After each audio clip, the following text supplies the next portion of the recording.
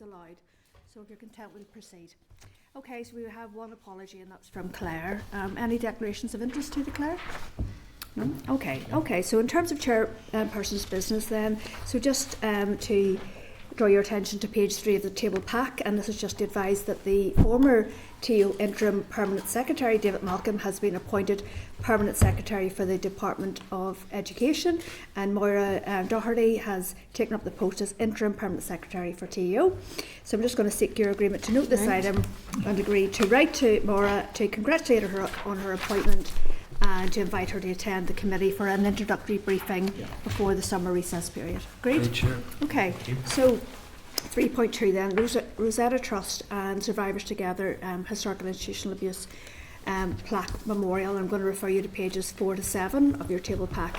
Just to advise that Rosetta Trust has sent a copy of correspondence that they sent to the First Minister and Deputy First Minister in relation to the plaque, and also that Survivors Together also wrote outlining that they did not accept the answer given by the First Minister, Deputy First Minister during our oral evidence session last week at committee regarding the removal of the word state from the final wording on the plaque. So in their correspondence, Survivors Together have stated that they do not agree with the final wording and will not be attending the unveiling of the memorial on Friday the 20th of February in Parliament Buildings.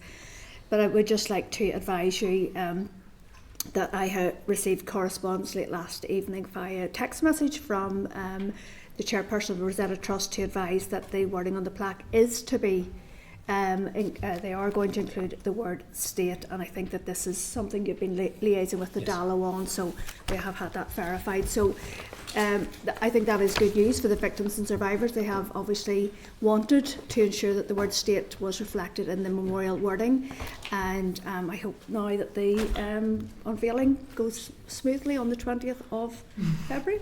Go ahead, please. Yeah, just on that, I think that's a welcome breakthrough. I was disappointed to learn that there was a number of the groups were going to boycott the event because the word state had been removed.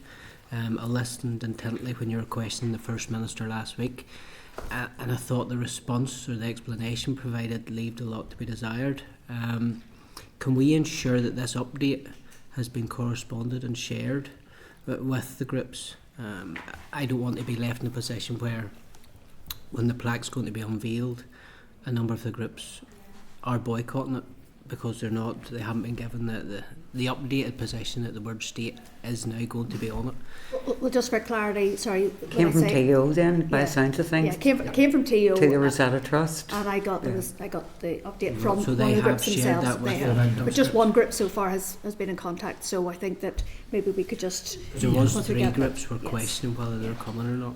Yeah. Chair, perhaps I can...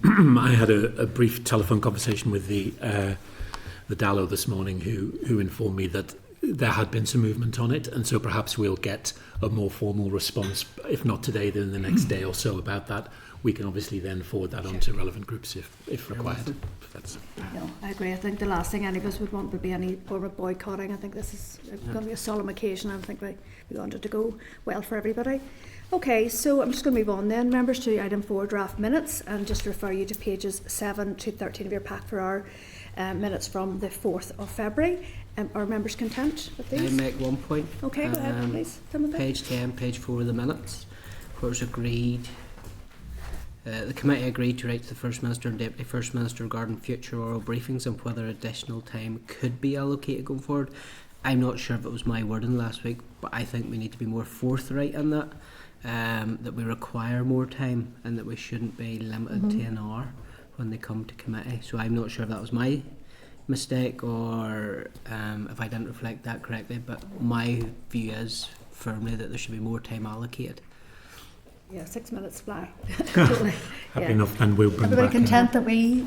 Yeah, Chair, can I just make a point on that?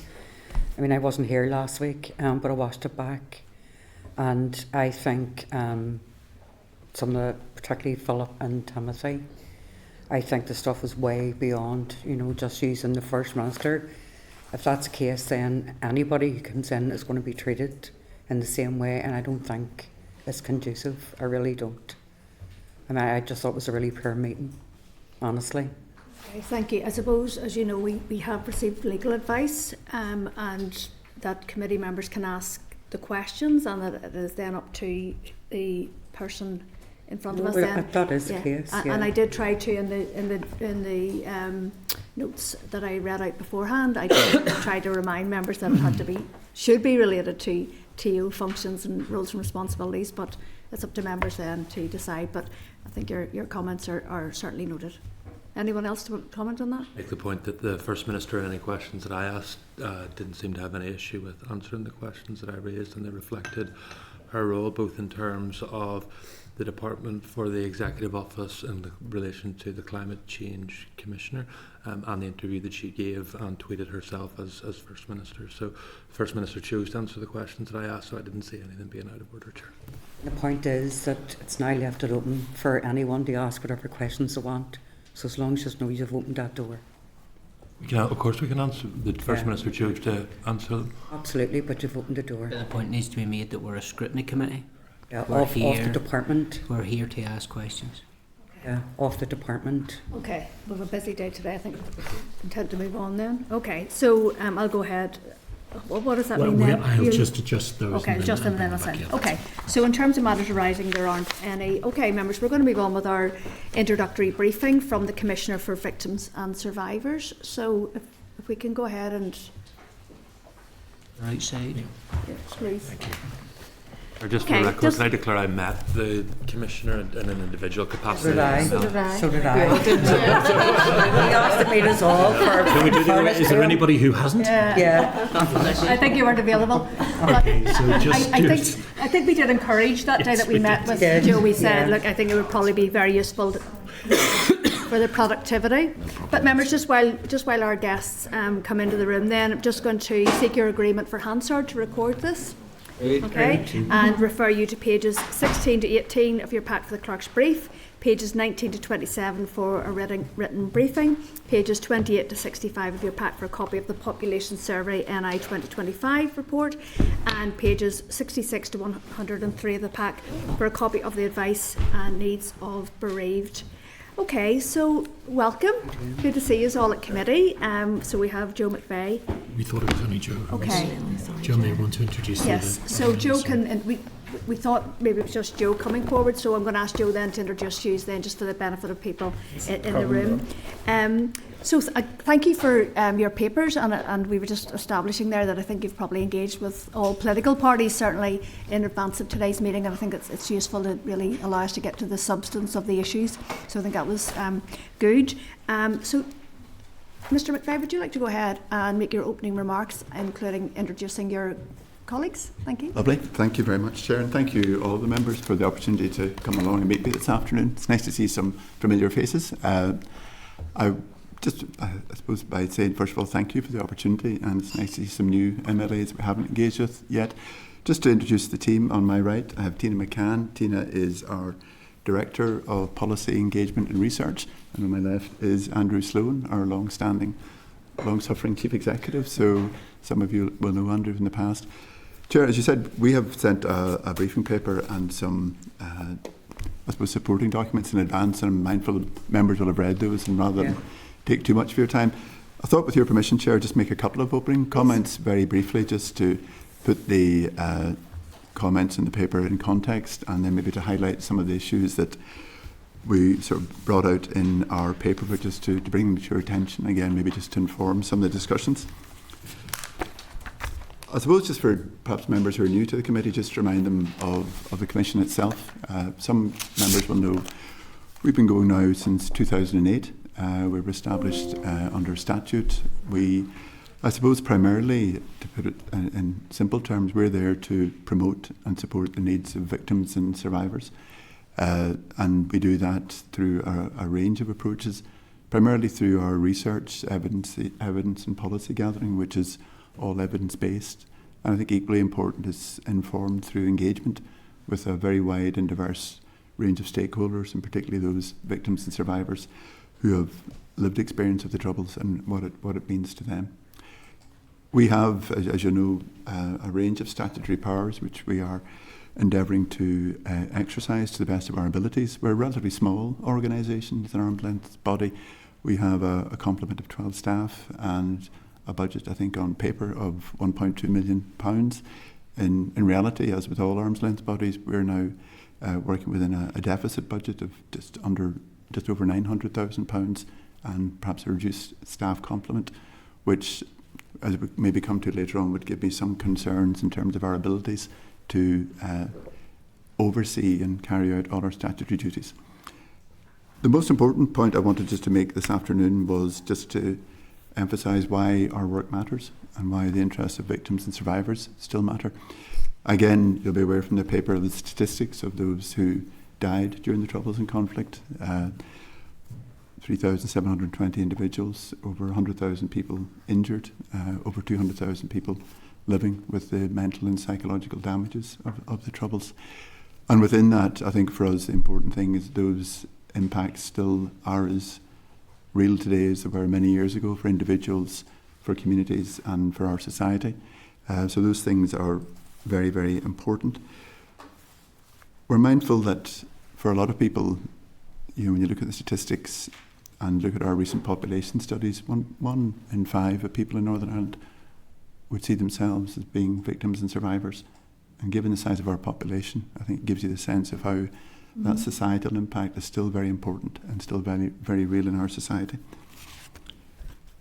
I think why it matters in particular to, I suppose, to the executive and to everyone here that the programme for government, which took a long time to gain support and get it over the line, is predicated on peace and prosperity. And we would argue very strongly, without taking due account of the needs of victims and survivors, it's very difficult to say we'll achieve peace and or prosperity. Moving on to the issues that I think are really important to victims and survivors at the moment, and they're all, not surprisingly, interrelated. I suppose there are 4 issues I wanted to highlight this afternoon. One is funding. Again, members will be aware that we're probably about to enter a very difficult funding phase for victims and survivors and the groups that they work with. In March of this year, we'll have the decision around the VSS funding programme, and it wouldn't be at all surprising, I think, to anybody here if we discovered that the demands far exceed the supply in terms of funds, and what that will mean in terms of services and what that means for the groups that support individuals. We also have at the end of 2027, which isn't that far away, the end of the Peace Plus programme, and again that's going to, I think, realise will rather impact upon a very significant investment in this work. So again, those 2 things are coming up. In turn, they will impact upon the infrastructure that supports victims and survivors. We have, as you know, some really, I think, long-established and very experienced groups working with victims and survivors, and any impact upon those organisations will impact upon them and the people they support. And I think, given that the years of experience they've built up, there's a real challenge, I think, to the infrastructure and to the workforce. We also have the Regional Trauma Network, which is set up and doing tremendous work.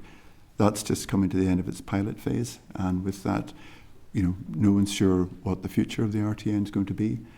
We have the imminent closure of the Victims Payment Board in terms of new applications coming forward. And again, I suppose it just creates an air of uncertainty around the key infrastructure organisations. We also have, and again, members will be very much aware of the Legacy Framework and the Troubles Bill and how that's playing out. It has probably up until now, it would be fair to say, being a very divisive and a very toxic topic as it plays out here, but as it's been playing out in Westminster. And that in itself is significant in terms of victims and survivors. It just feeds into the uncertainty. But equally important, if the Troubles Bill goes ahead and those institutions that are highlighted, whether it's the Commission or the Information Recovery Body or other institutions, the challenge will be that that's going to, I think, lead to an increase in demand for services at a time when we're facing into reduced services.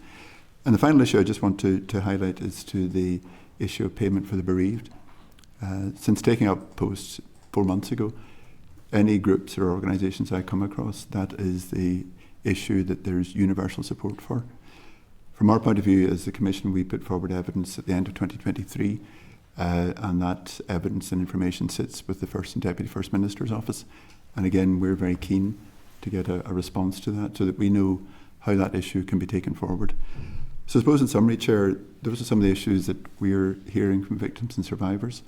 We're very keen, I suppose, in coming to the committee to highlight those issues, but equally, as we get through the discussion, just to, I suppose, emphasise, we're very keen to come back to the committee and to individual MLAs and try and update you in terms of how those issues are impacting upon victims and survivors, whether it's around funding, infrastructure, legacy, or payment for the bereaved, because we feel that there's a danger, I think, given the separation of powers and funding between here and Westminster, that victims and survivors issues somehow get lost in the limbo, and because it's such a difficult and contentious issue, there's a danger that either here or Westminster there's a bit of shuffling back and forward for very good reasons, but we're very keen with your support we can come back and keep the spotlight on those issues.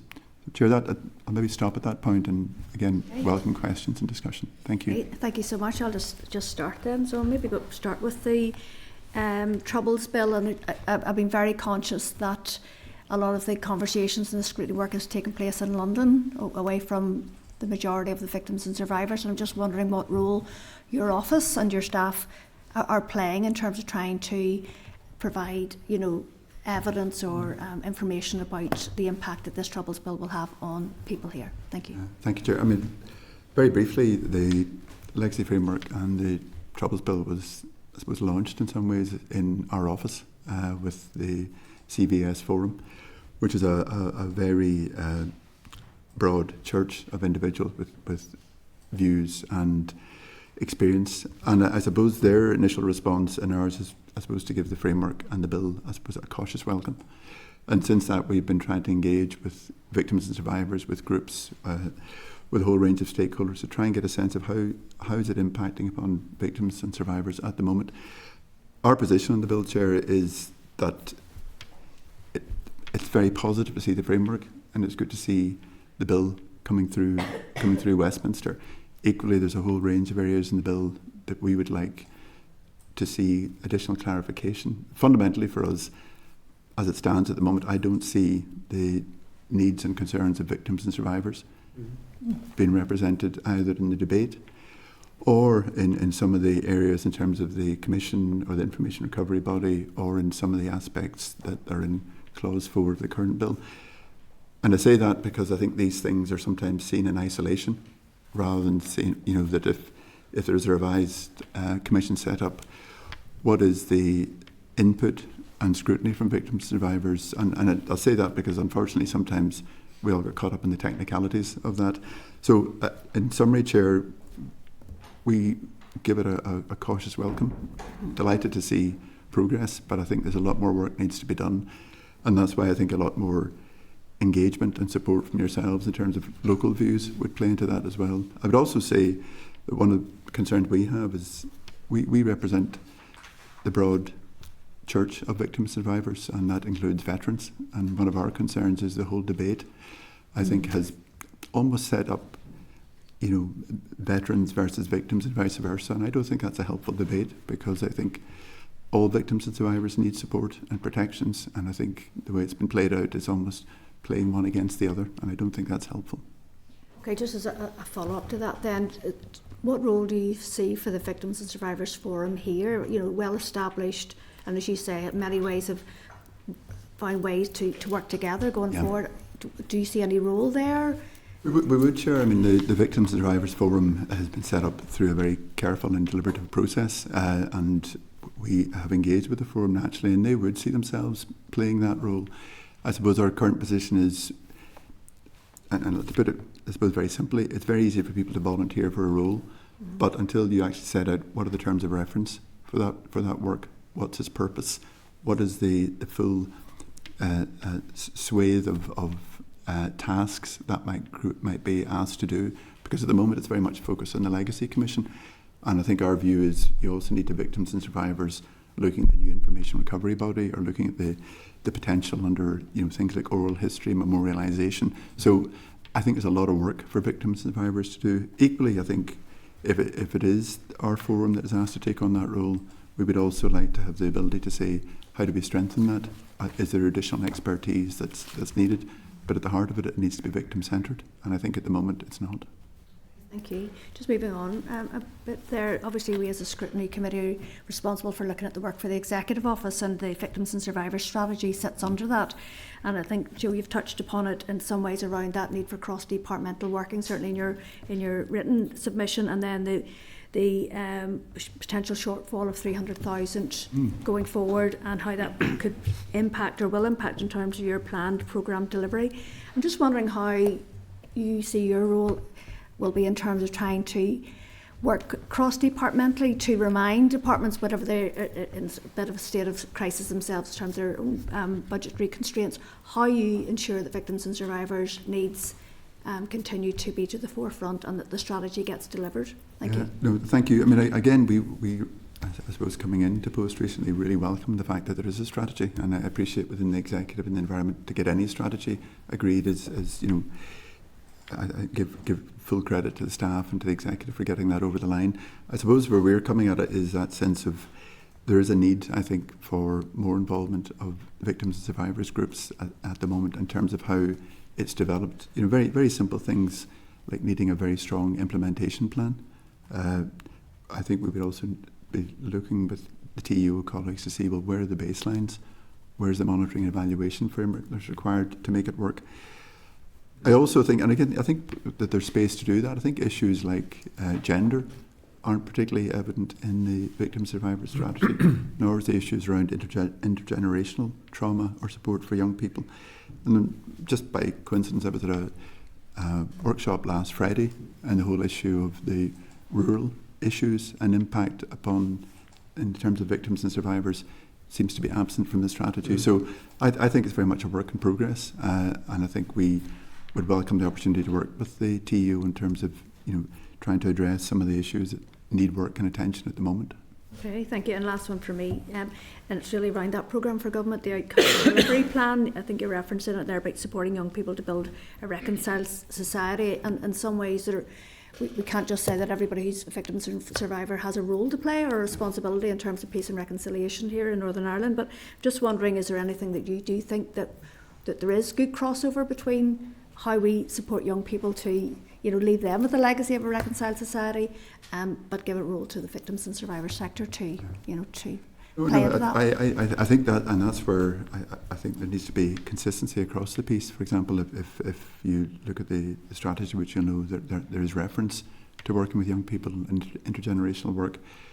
Unfortunately, I'm not sure that comes to the fore in the draft implementation plan. I also feel that, you know, when we look at the funding regime as well, there needs to be the ability for organisations to bid for funds to allow them to do that work, intergenerational work, and very simple work, for example, that could be done in schools with the support of the Department of Education. And it's really just to try and encourage younger people to have a greater understanding of the history here and the conflict, but also, more importantly, make sure it doesn't happen again. So I think that plays to the need for, you know, all departments to play their part, but you know, and that requires strong cross-departmental working. It requires action plans, which every department has a part to play, because I think at the end of it, it is an executive strategy. Thank you. Joe, Deputy Chair, please. Thank you, and thank you very much for coming along and talking to us today about the role and the work and the challenges of all of the various things that you're dealing with at the moment. I'd just like to briefly concentrate on two areas. One, the financial landscape of your organisation currently and going forward, particularly around the loss or the potential loss of Peace Plus funding and how that might be replaced going forward, and what, if any, consultations you've had with the providers of Peace Plus funding to explain what would happen in the inevitability of a cliff edge in respect of the services that you deliver out of those funds. The second one the Chair's really covered, but just to explore further, the whole intergenerational spread of where you are in terms of particularly survivors and the trauma that has passed down through generations to young people today. And I think you really gave us the answer, and that is that educational role and how that is delivered through schools. But it needs to go wider than that. I think it needs to go into a whole range of community and other activities. And even touching on where, for example, do you touch on communities in transition?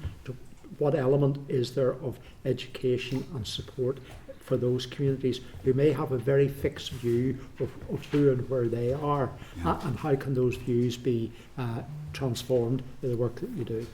Thank you. Well, thank you very much, Deputy Chair. I suppose picking up the funding issue, as I sort of alluded to, I think that's going to impact very soon in terms of the end of March, in terms of the VSS results, in terms of what's said there, and I think the immediate shortfall. The Peace Plus is coming at the end of 2027. I suppose my ask and my hope is that working with the TEO and working with colleagues and the organisations that currently provide those services, I think there's a need for those elements to come together and to be making, I suppose, representations to Peace Plus and SUPB to get a sense of what are the plans and what's in place. Yes. My concern, and again, members here will be aware, over the past couple of months has been a lot of representations from the broader voluntary community sector in terms of cuts, and unfortunately we seem to have a habit here of getting to the cliff edge in the hope that something happens. So I suppose I would be imploring the TEO and colleagues to say, let's start doing this work now and get the plan in place. The issue about the intergenerational work and the need, again, it's that sense of joined up working. I think what happens in this space that people think, well, victims and survivors, sits with the TEO and sits with the executive, and I think our view was that work needs to broaden out into, for example, the Department of Education, the Department for Communities coming together. And I think probably, to be fair to TEO colleagues, if you mapped, I think a lot of the really good work that's happening across all departments and local councils as well in terms of good relations and reconciliation, I think there's an awful lot of good work going on, but I don't get a sense it's joining up, and I think that's a challenge. The intergenerational work, and again, people use phrases like intergenerational trauma, and some people get it and understand it, others a degree of scepticism. All I could say is that we would meet with lots of younger people who in many ways are carrying on the injustice that their grandparents and parents suffered, and they're continuing to fight for what they see as either justice and or information or both. So that's very important. Equally for a lot of young people who, when you would raise these issues, would say to you, well, that's nothing to do with us and that's in the past. And I think that's equally dangerous because, as we know here, you don't have to scratch the surface very deeply to realise we all carry views and behaviours which I don't think build a better future. So I think both at the sharp end, in terms of those young people who are still carrying on that, but more generally for schools and education and in community settings. We did some work recently with the Northern Ireland Youth Forum and did really very simple work in terms of oral history with those young people. But what it did lead to was for those young people to start to question their backgrounds and how they viewed the world. And they were very quickly able to say, well, here's potentially a toolkit you could use in schools and educational settings just to get people to think and to challenge all our behaviours. So I think at the level of funding, I think we need a plan, and the level of working with young people and all of us, I think we need a degree more investment in education. Okay, Carol, please. Thank you. So the paper is very good. It's really well put together and has a lot of information on it. Thank you. So thank you. As you're talking, Joe, and as you have been talking, I'm wondering what part the British government is going to play in terms of funding, particularly around legacy. Because, we're going through the process at the minute of looking at the mother and baby, Magdalen laundries and workhouses, and our executive is going to have to pick up the full cost of that, and the state has had to pay absolutely nothing prior to Stormont. So it's just about funding. I've raised these issues, we've raised these issues before, but I'm really concerned around, so for example, we were talking about intergenerational trauma. The victims, VSS, I wrote to Teo, I know others on the committee have had concerns that when it came to funding groups who work with survivors and victims, that the under 18s services weren't funded. Now they've changed that, but the officials in VSS are saying that what's known as DNAs, do not attend, they're not being catered for, and people who suffer from trauma have erratic patterns, who don't keep appointments very well, and I believe for a body operating service on behalf of victims, it's just too short-sighted for me. The other thing in terms of the victims' payment and the whole pensions and all the rest of it, I don't think any of us haven't been lobbied by anyone on this. What they're putting survivors through is nothing short of horrific. It's humiliating, it's re-traumatising, and it's far too slow. And I just feel that's one thing you'll not see any difference in anyone in the committee, and I would just like to see your office, speaking up for people having to go through that process, because I'm being honest, it's awful. We've all had people in our offices who are in bits going through that process.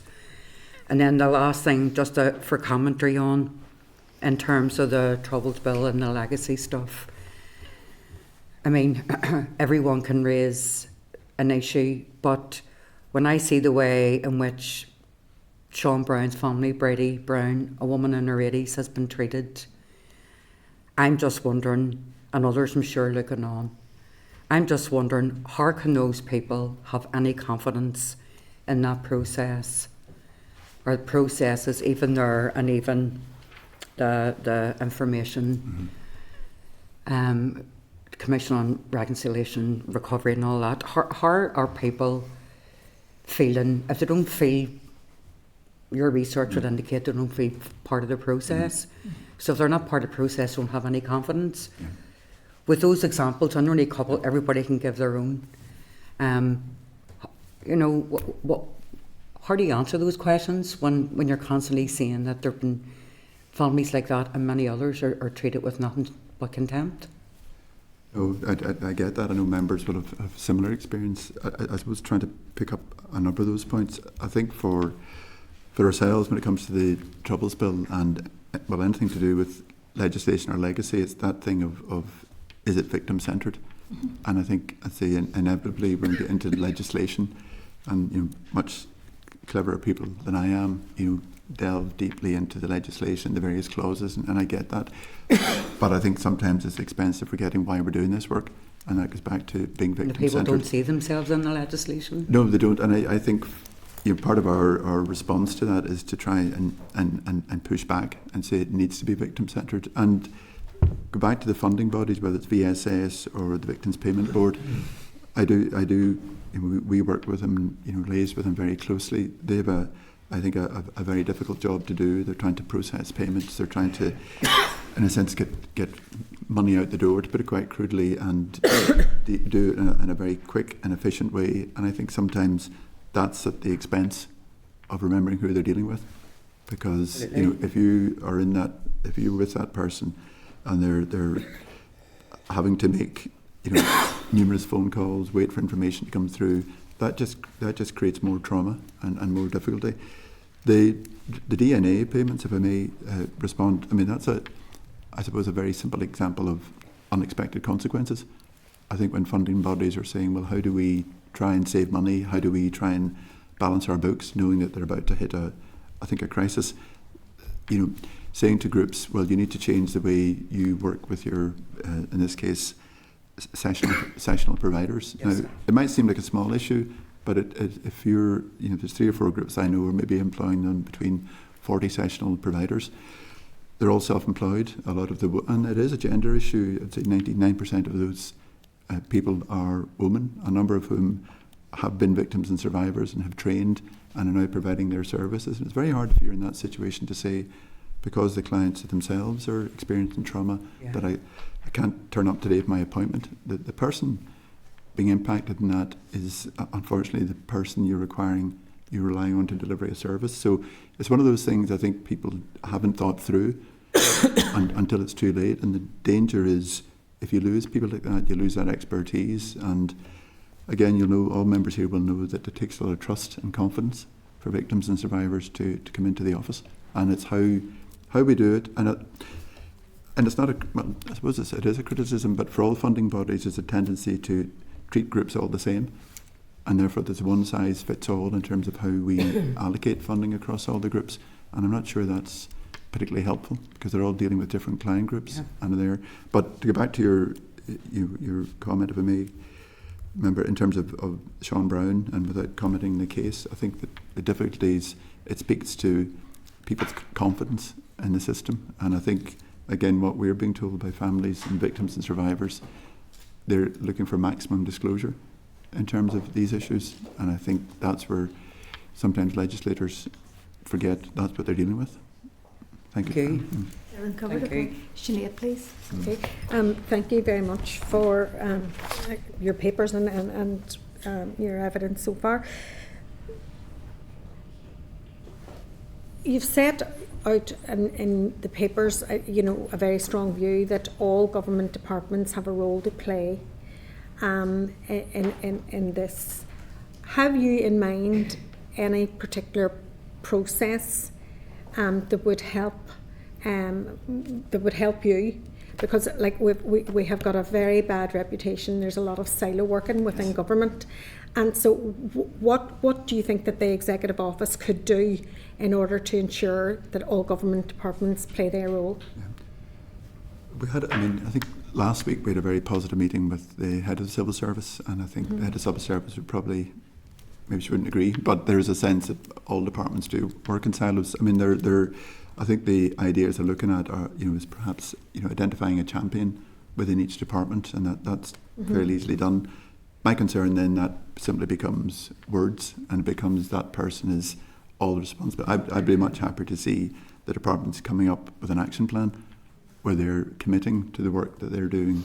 To how does that deliver the victims and survivors strategy, and actually tasking departments to come up with that? Because I think my sense is probably a lot of them are already doing really good work, but we're maybe not aware of it. So, very simple challenge to each department to say, well, what are you doing that helps deliver this strategy, and what more could you do? And also, I know it's always an issue of funding, but it may well be that looking at how departments are spending their money, there may be additional resources that they could invest. So it's about getting them around the table. It's about getting them to produce meaningful action plans, and also see what resources they can contribute.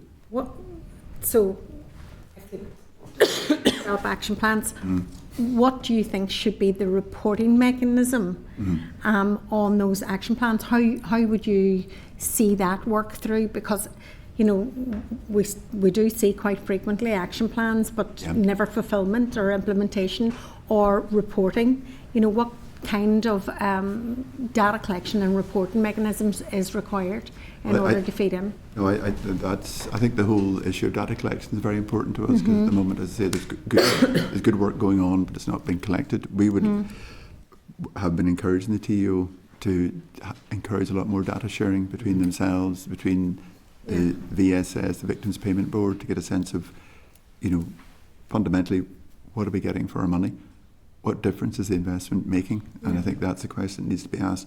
We would, in terms of TEO colleagues, I think we've been encouraging them every quarter to meet and to be able to demonstrate what difference the work is making, and also what support they're getting from other departments. So, and it's part of our role, while I was, alluding to earlier on the fact that we're working with a reduced budget and reduced staff. I think it's partly our role to act as a critical friend to the department, and saying, is the strategy progressing as it should? Are other departments playing their part? So I think, as an independent and an impartial critical friend, I think we should be able to come back to you and say, every quarter, every 6 months, here's how the strategy is developing. Mindful that it is an executive strategy, and I think there's a danger that, as it can either be simply left with the Executive Office. I think that's unfair. I think there's responsibility in all departments. Did you share those ideas with Jane Brady? Yes, we have, which is why I think the head of civil service is committed to doing her work to say how she can get other departments to play their part.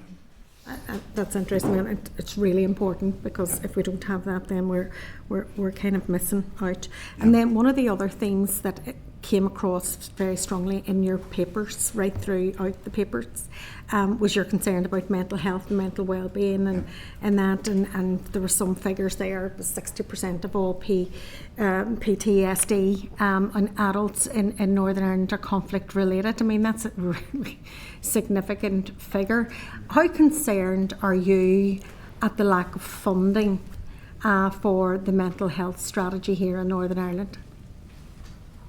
Very concerned.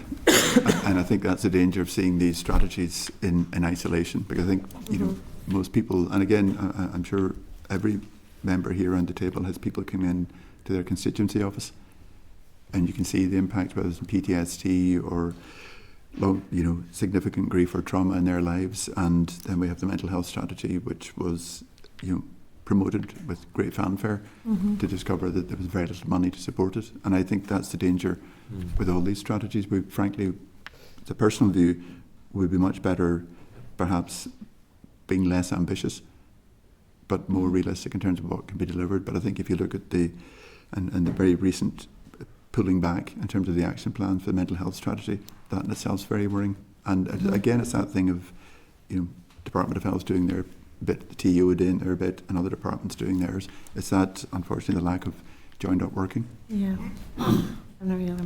Thank you very much. Thank you. Okay, thank you. Pam, please. Thank you, Chair, and thank you, Joe. Good to see you again, and wish you well with your new role. Sinead touched on one of the questions I was going to ask around the mental health issue. It's something I feel very strongly about as well, and you know, the need to find a balance between paying for the past and actually ensure we're providing for today and the future needs of people. And we know those mental health needs, for whatever reasons around trauma in Northern Ireland, are absolutely huge. But you've pretty much answered that question on that. But I suppose in terms of individuals, Joe, that are, you know, not every victim survivor is represented by a group, and your survey shows that 1 in 10 who meet the legal definition of victim survivor say that they don't access service but would like to, and many are saying that they're not aware of support or feel that support is not offered to them. So obviously all those victims don't engage with funded groups. Do you know why that would be in particular? And I suppose, what can you do, or what within your role really, to ensure that individual victims and survivors who are not part of a group are able then to access, or how do you even identify them, or is that a concern, identifying them? So how can we make sure that they're properly identified, reached, supported within the strategy, and not overlooked because they're not part of an organisation? And I think for us, for me, that to me was one of the surprising things. You know, we have a very well established infrastructure of groups, and therefore to find that there's so many people weren't, you know, part of that. I think it does speak to an issue of unmet need. I think, and again, I'm sure everybody in this room in their work will have come across people who share their stories, and you know, some of it very tragic, some of it very sad in terms of their experience, and they clearly would fall within our definition of a victim and survivor. People don't come forward, I think, for a range of reasons. I think culturally and traditionally, I think we're quite private. I don't think people here, by and large, want to share their trauma or their grief, because, and those of a certain age, including myself, the tradition was you just get on with it. You didn't share your pain, your grief. That's just who we are. I think for a lot of people, they're not aware of the groups, and I think for some, you know, people look at groups and think, well, you know, have these groups got an agenda? Are they, you know, politically aligned? Are they, you know, only for certain sections of the community? And some of them are, for very good reasons. But I think for us, it's a case of, well, how do we promote the services more? How do we promote the Commission so that we can actually say to people, there is help, there is support available, and perhaps we can guide them towards those, you know, well-established groups and very experienced groups. But there is an issue in terms of then, do we get to the point of saying, we can't support the majority of population here because we're concerned about people who've suffered over many years? And I suppose for us, it isn't a choice. I think you have to do both. But I think there's a very strong sense of unmet need out there. And again, if you combine that with the fact that I think there's going to be increasing demand as these new bodies set up, I think it does create a very challenging environment. And do you think the unmet need, is that in your view adding to the intergenerational trauma? Because I mean, clearly, when you say those words, you think, how can that be? How can this young person be affected by something that happened so long ago that they didn't directly see? But clearly, we see the people every day coming out of their offices. We meet them, we speak to them, we're trying to help them, and it's very clear that they're traumatised and that is almost being bred on. How do we stop that cycle?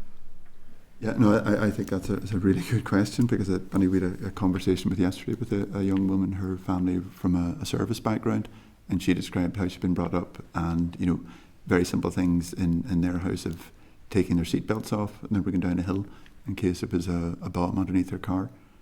And she just thought that was normal.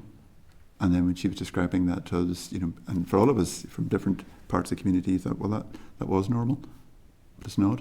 And I think it's how do you then help people, and again, through education, through support, to say, well, how do we move on? I mean, our focus, and it may sound odd because I sound like Job's comforter, but there's a sense of the reason for doing this work is to make this place better, is to build a better future, is not to be living in the past. It's simply to say, how do we learn from that past to make things better now? And how do we support young people? And when I say young people, I'm talking about anybody, looking around the room very carefully, under the age of 60. Sorry. Sorry, Chair, that would be dangerous. We're in the 60 club. Sorry, I'm not. I didn't. These are all young ones. I was looking at the light, but I think there's that sense of how do you do that? Because again, genuinely, there are people in this room who are much younger and have very young children, and it's how do you then say to that you're trying to give them confidence that this place will be better? Yeah. And I think that's why we focus on this work. It's not to drag, and again, victims and survivors don't want to be living in the past. No. They want to say, how do we make this place better? And that's the positive of the work, but it's doing it in a way that's, that the work is adequately resourced and the infrastructure is there to make sure that we're not falling back into very difficult times. Thank you. Okay, thank you, Pam. So we'll have Timothy, please. Thanks very much, Chair, and Joe, welcome along. Thank you very much. Thank you very much for sharing detailed information, and it's from that I want to pull a few things out of today. Paragraph 3, the duties of the Commission are to, and under B, keep under review the adequacy and effectiveness of law and practice affecting the interests of victims and survivors. So you're into the role now essentially 4 months, but I want to get a clear understanding from your point of view. And I want to start off with the definition of a victim. So in the 2006 Victims and Survivors Order, it states a victim is someone impacted by a conflict-related incident, which means to me that the victim maker, somebody blown up by their own bomb, is treated as a victim. What is your view on the definition of a victim? Thank you for Mr. Gasson, and thank you for the welcome. The answer to that, I could say the answer to that is very simple. We work to definition, and you've just alluded to the definition, and that frames our work in everything we do. I think underpinning that is a sense that ours is a fairly inclusive definition. And that's, I suppose, really that I could end my answer there, but I'm not going to, because I think your question goes to the heart of some of our ongoing divisions. To a lot of people and a lot of groups, that definition is anathema, and people feel very strongly that it does create some sort of moral equivalence. And I think that's a very valid point of view, and I think in our work we try to engage with those individuals and try to engage with those groups as much as we can. We're an impartial body, which means that we stick within our definition, and since that's all the powers we have. But I think it's really important that you recognise that victims and survivors are not a homogeneous group, in the same way, for example, veterans are not a homogeneous group. So when we meet with them, we have to be mindful and respectful of that. And I know, for example, you have an event coming up here very shortly for European Victims' Day, and very much focusing, as it's phrased, on innocent victims. Mm-hmm. And certainly from our point of view, I'm very happy to go along with that, to attend that event, because I think you have to respect those views. But as you'd expect, my politician's answer is we live within our definition and we work to that, and I can't stray from that, nor would I want to comment on it. But I want to emphasise that I think we need to be very mindful of different views and respect those views. So I'm clear, and under your duties, which is keeping under review, you're happy and you're not intending to lobby to get that definition changed? No, I mean, for me to lobby on anything political would be wrong, as you know. What I would say on that, I think the power to change that definition lies with yourselves, and having met with political parties, and again, without divulging any confidences, if that's a direction political parties want to go in, we would be trying to inform that discussions to say, here's what the victims and survivors groups we're engaging with. This is what they'd like to see. But I haven't, in my short tenure, I haven't come across groups saying to me, will you raise this as an issue? Will you bring that to the fore? But fundamentally, it's to yourselves as legislators to say, is there an interest and is the appetite there to change that? If it did, that's something for yourselves. Well, and I'm glad to hear that you're coming along to the event in Stormont for Innocent Victims' Day. And at last year's event, and I have no doubt at this year's event as well, that is a theme that will come through very strongly, that the definition of a victim is abhorrent to many, that a victim maker should be put in the same bracket as a victim. So I'm saying to you in this very public arena today that that's something that will come across, and I believe that is something that needs to change, and I would like in your term in office that's an issue you take on board. Moving on then to, we're looking at paragraph 10, where you pay tribute to the Victims Forum. We remain deeply grateful to the victims, or to the members of the Victims and Survivors Forum, who have been instrumental in their tireless efforts to influence governments and agencies by drawing on their own personal experience as a resource for positive change and progress. The 14 volunteer members who are appointed through a carefully designed and innovative process continue with their efforts with a grace and generosity that is an exemplar to others. So you're very complimentary of the body. You said earlier on that your office started in 2008, and indeed that body, my understanding is that in that time many innocent victims have left that body because of the definition of a victim, and that they were included along with victim makers. So yes, it might have been before your time, but that is something that I want to flag with you today. The victim makers are included within the scope of the forum, and that puts off innocent victims wanting to take part in that. And I think in particular Jackie Nicholl, who, if you look online, you can get the article, the press statement, where in December 1971 he lost his 17-month-old son Colin in a bombing in the Shingle Road. He engaged, was part of the forum, and when he was at some of the meetings, a friended, an unrepentant and boastful IRA bomber. So I can understand why Mr. Nicholl left that forum, because some of those that were responsible in the murder of his 17-month-old son are taking part in that forum. How would you cater for his welfare as an elderly man if he came forward seeking help, knowing that that is a forum that he felt he couldn't participate in because he doesn't feel it's a safe space? That some of those that are within the forum to this day are boastful of the atrocities that they carried out in Northern Ireland? No, that's a very well constructed question, if I may ask, and speaks to, I think, one of the challenges we have. In my time, I've met the forum probably 4 or 5 times. I spent 2 days last week with them at a residential. These are people who come from all walks of life, all different political persuasions.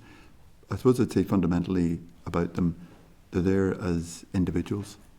They're not there to represent the organisations or political viewpoints. Secondly, they're the most forward-looking group I have met in many years, because what they focus on is the future. What they focus on is their shared humanity. I haven't, and again, it's a very short tenure, but in those meetings, I haven't heard any of them use language that I think would offend anyone. I think their language is very considered. I think they're very respectful. And also, as I say, they're looking to the future. In terms of the composition of the forum, again, we currently have a forum that's been working together now for a while. So, I mean, I can't comment on past forums, but I can only say and pay tribute to the work they're doing at the moment and to the membership. Our process, I think, from memory, and Tina and Andrew will keep me right, is a process where we go out and we invite people to join the forum. We have a process where people are selected very carefully, but they're selected through a process of finding out, are the people who join, are they interested in building a future? Are they respectful? Do they have the emotional intelligence to make sure they can make a contribution?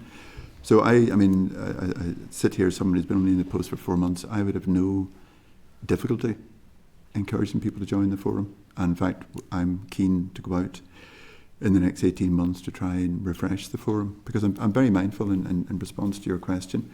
The needs of the forum maybe 10 years ago or 5 years ago are, I think, different from the forum needs now. I think we need to hear more voices of young people. I think we need to hear more voices of people from disadvantaged communities. I think we need to have more voices of women in the forum because of their experience of the Troubles, and they're not, I think they're disproportionately underrepresented in the forum. So I think we need to look at the makeup. But all I can say in my experience of the forum, I would have no difficulty encouraging anyone to come forward.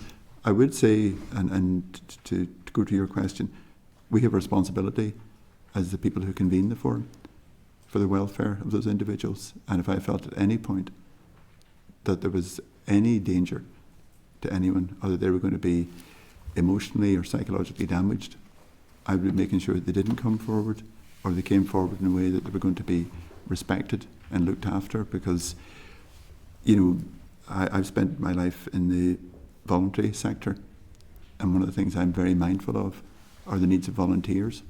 These people are all volunteers, and therefore they need to be looked after. And what you don't want is create a situation where someone is upset or traumatised. We ask forum members to give a lot of their time. We ask them to come along, at very little notice, for example, in terms of the legacy group. And we also ask them at those meetings if they're comfortable to share their experiences.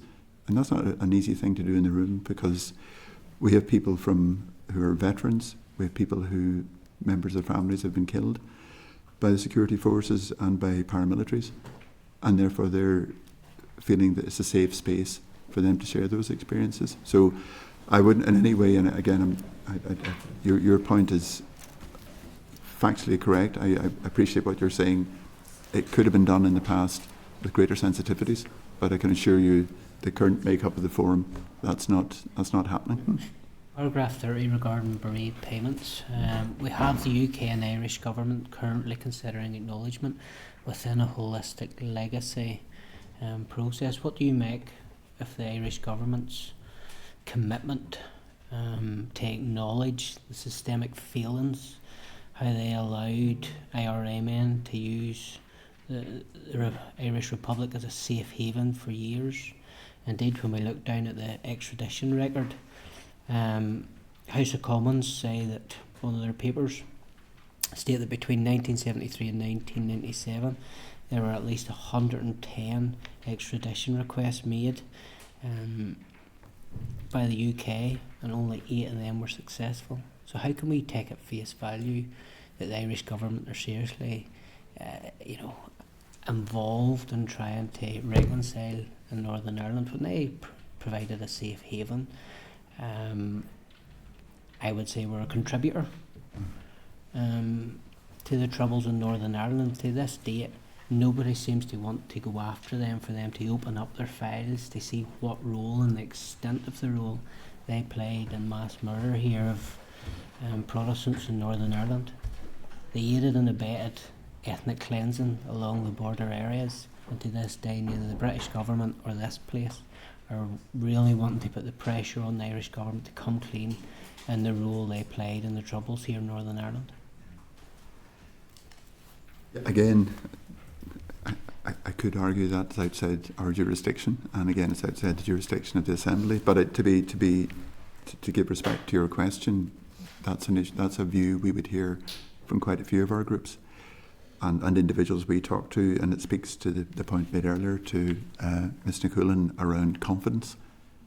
I think if the legacy framework of the Troubles Bill is going to have and build confidence in communities here, both governments have to step up and step forward, and whether it's in terms of maximum disclosure of information, acknowledging what was done in the past by governments, in some cases is still being done, provide acknowledgement. I think for a lot of people it is really important, and I think it's something that's sadly lacking here and both in the south of Ireland, and also backing that up by tangible evidence that you're serious. And again, we reference the issue of money and resources, which is always the case, and there's some groups that say it does very clearly.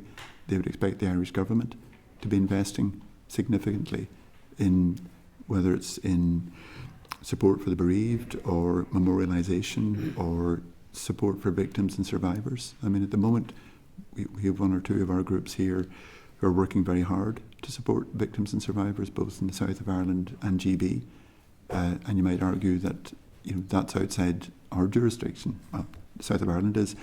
So there is a need, I think, for both governments in response to the question to, in a sense, give confidence to communities here. And at the moment, groups that we brought together very recently, their concern over the legacy framework and the Troubles Bill was one of apathy and suspicion that both governments weren't going to do the right thing, and yet again victims and survivors are going to be led up to the top of the hill and disappointed that either there wasn't going to be acknowledgement, there wasn't going to be investment in services, and they were going to be left again.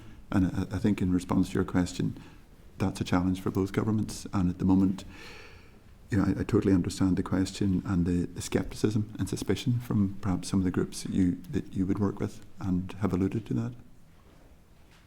Very small, because I've still got Timothy. Still got that last question, a quick one. Last week at committee, I put it to the First Minister if she would apologise and retract her statement that there was no alternative to IRA violence.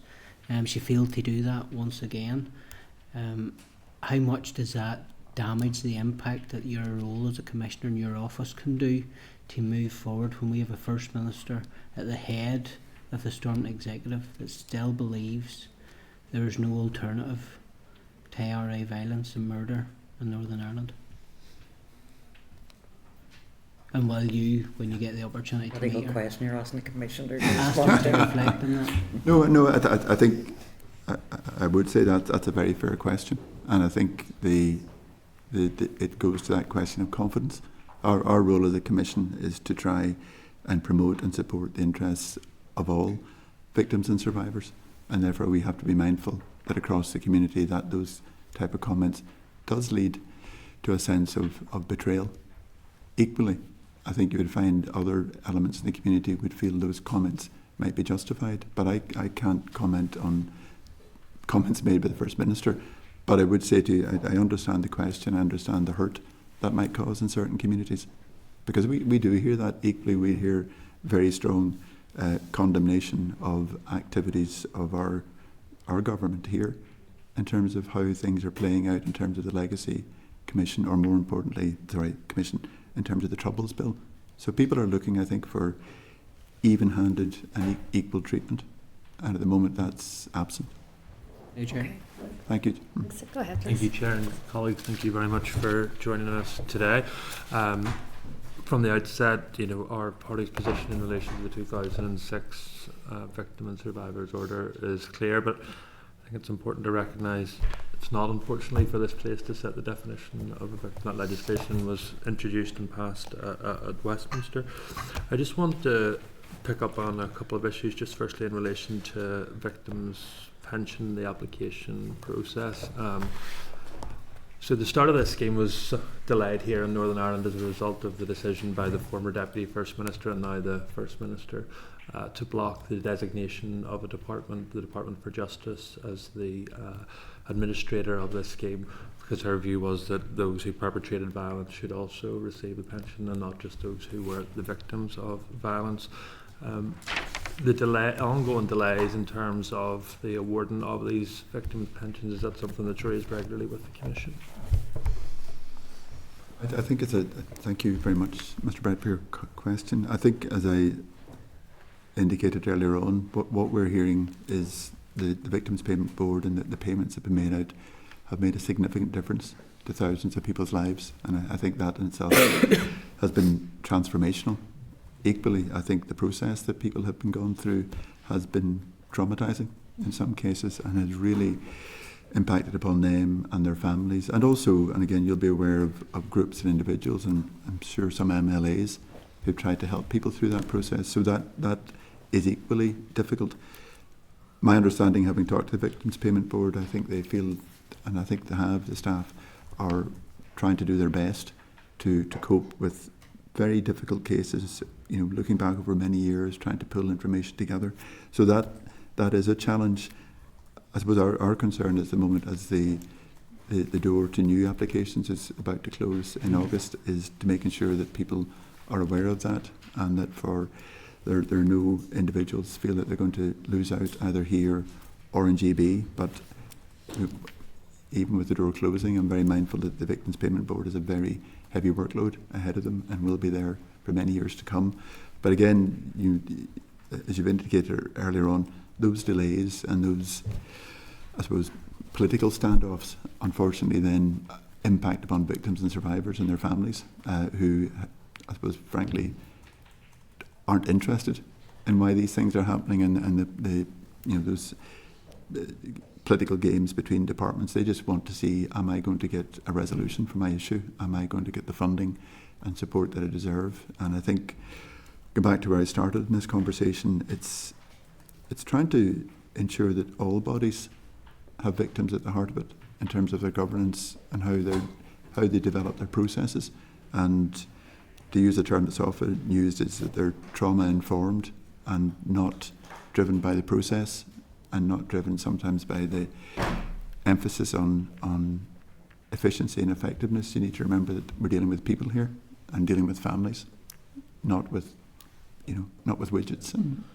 So I wouldn't classify the delay as political games. It was a clear ruling from the court, and just reading from the court declaration, it said the court must declare unequivocally the primacy of the rule of law.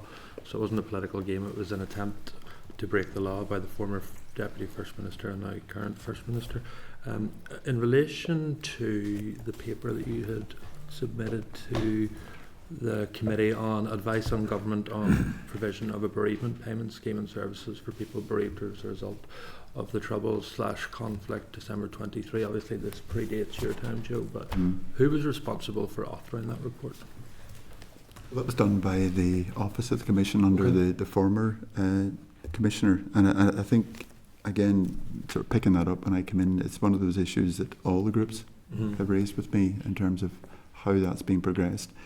And as an office, we'd like to see it progressed. Or I suppose the difficulty is, technically it sits with the office and the first and Deputy First Minister, and we're awaiting their response to that advice. And we're being encouraged by groups to say, look, how's this been progressed? And I know it sounds a bit like a technicality, but we're waiting to get a formal response. It's under consideration. When we get that response, we'd like to come back to yourselves to say this is how that issue might be progressed. because again, universally there seems to be a demand and a need for that. So we're quite keen to... Reading the report, obviously the recommendation from the Commission is that should be paid for by the UK government through provision of the block grant to the Northern Ireland Executive. Why is there no recommendation in there that the Irish government should contribute financially to that, given the role that they played in facilitating terrorist activities in Northern Ireland? I think that, as I understand, is because we can only speak to our area of work in Northern Ireland. Having said that, going back to my previous comment, I think there is, if it's an issue that's coming forward from both legislations or both governments, that's something that could be looked at. We're just very keen, as you probably gathered, to see, having done the research, having got support for all the groups, that we want to see how it can be taken forward. I think, my own view and the view from our staff team at the moment is that more work needs to be done, but we can only, in a sense, start that ball rolling once we get a formal response back from... Yeah, but in order to have a formal response, they need to have a well thought out and structured request to them. So this committee, for example, unanimously agreed an amendment and wording in a report on a different bill that said that the Northern Ireland Executive should seek to get recompense from both institutions in relation to churches, both here in Northern Ireland and those that operate on the other side of the border. So it's well within your remit to say that it's the view of the Commission that financial contribution should be made by the Irish Government. So will you commit today that you will go away and look at that paper to see if that can be included in it? Well, that's a very helpful suggestion, but I would say once we get our response from the First and Deputy First Minister that they have considered, and if that's their consideration to say to the Commission... I'm not asking for their consideration, I'm asking for your consideration with all respect. This was submitted in 2023. You've now waited over 2 years to get a response. It doesn't look like you're going to get one anytime soon. So are you going to do any work on trying to get a paper? Clearly there has not been an agreement on the paper that you had submitted, and that's why you haven't got a response. Well, two things I would say. I think your point is the delay highlights another issue, and again, you alluded to it in the paper. There's a 21-month gap between my predecessor starting and I taking up the role of Commissioner, and just sort of flag that now for the future, because with that gap then there are pieces of work, and this is a prime example where work is lost. I've got you for 4 years, Joe. Well, thank you. Well, is that a statement of support? I could get that noted. I hope that lasts. But no, and I think it is an example of where the role of the Commission and this work needs to be keep the spotlight on it. But in terms of the bereaved, we're very happy to come back with a revised paper. But again, I suppose from our point of view, technically, we're still keen to hear in writing what the First and Deputy First Minister think, because we could go off on one and they might come back and say this is a great idea. Well, so far they haven't come back to say it's a great idea that you've submitted, so maybe you should go and have a look at that. Thank you, Chair. I live in hope. Okay. So just to let you know, next week we will be focusing on this issue again. We will have a stakeholder panel, victims and survivors, and then we will have departmental officials in to talk about the strategy. So you may want to watch online for that. But thank you so much. Really appreciate that. I think there may be some actions we will maybe agree now, but for now, I just would like to thank you. And wish you well. Good to see you. Wish you well. Thank you. Chair, I would say, and again, you have your business to do, but if we're very keen to come back and keep you updated and keep the pressure and spotlight to make sure that victims and survivors don't get lost. Thank you so much. Thank you all. Thank you. Okay, members, I suppose just to pick up on Philip's last point there around the advice on the bereaved payment paper. I wonder, is there a form of words that we could agree to go to the department on by way of update? Ask for an update. Yeah, but I'm just reflecting on Philip's comments there around contributions from The Irish Government. the Irish Government and Why the paper's been delayed? don't know. No idea. No idea. Okay. Okay, Can well- who's the stakeholders coming next week? Yeah. Sorry. I don't know. So Because you I said it on a Yeah. forward programme of work stakeholders. Okay, so I'll ask the Sorry. assistant clerk to come in. That's a legitimate question. Right. So Bridge of Hope, Thank you. Eli Centre, SEF, South Eastern Verona Foundation, Relatives for Justice and Wave Trauma Centre. Very good. Okay, so that's next week. Turn out. Good. Yeah. So there's that. I just wondered this other issue around the cross-departmental working and the responsibilities for different departments in terms of the strategy, in terms of delivery. How could we get a sense of what? So, yeah, I mean, like I'll be honest, we've got a mental health champion, right, who's very critical of the lack of funding going into mental health. We have examples of actually a paper in health that you'll remember called No More Silos. Do you remember that? Yeah. But we've got some strategies which are cross-departmental, and but frankly, I do think I would like to hear from the head of civil service about how that's going to be challenged at that level. So I would ask that we try and get, because you have the victims and survivors, the taking a trauma-informed approach, but you have a crossover between us, justice, health, Thames communities, and even if you look at the Balance Against Women and Girls, why we're the owner, but it does impact a lot of other departments. And even just in communities, I mean, if you look at supporting people, communities is lifting the cost, full cost of that, but a lot of it's really health and justice. So I would be keen that we just get an honest update where it's at, or how these cross-departmental strategies or executive strategies which are cut across departments are actually going to be supported. And you think that should go to the head of the civil service or to the first and deputy first minister Both. himself? Okay. Both, because I mean the head of civil, Joe said he met with the head of civil service on that, Yes, fair which enough. is I think is a good idea. That's fine. I suppose the other part I picked up, and it's maybe something for us to convey through the DALO, is around Joe's question there around the strategy around the monitoring, evaluation, data collection and stuff. Yeah. So just if when they're presenting their papers for next week, sort of cover that. Anything else? Anyone else? No, it's a good paper. Yeah, it was very good. Okay, is that everything? Do you Yes, think so? that's everything, Okay, thank you. So we're going to move on. Members, to item 7, our oral briefing, an introductory briefing from the Chief Scientific and Technology Advisor. So I'm just going to seek your agreement for Hansard to record this evidence session. Okay, members, I'm going to refer you to pages 105 to 106 of your pack for the clerk's brief, and pages 107 to 114 for a written briefing paper. So I'm going to welcome to the meeting Professor Helen McCarthy, who is the Chief Scientific and Technology Advisor. You're very welcome. Thank you very much, Chair. And thank you very much for your papers in advance. So if you would just like to go ahead and make some introductory remarks. Sure, Thank no you. problem. Thank you for giving me the time today to update you on my work. As you can see from the evidence paper, we have a number of different work streams. You'll be aware more than I am what was in the programme for government about setting up an Office for Science and Technology, and also the Office for AI and Digital.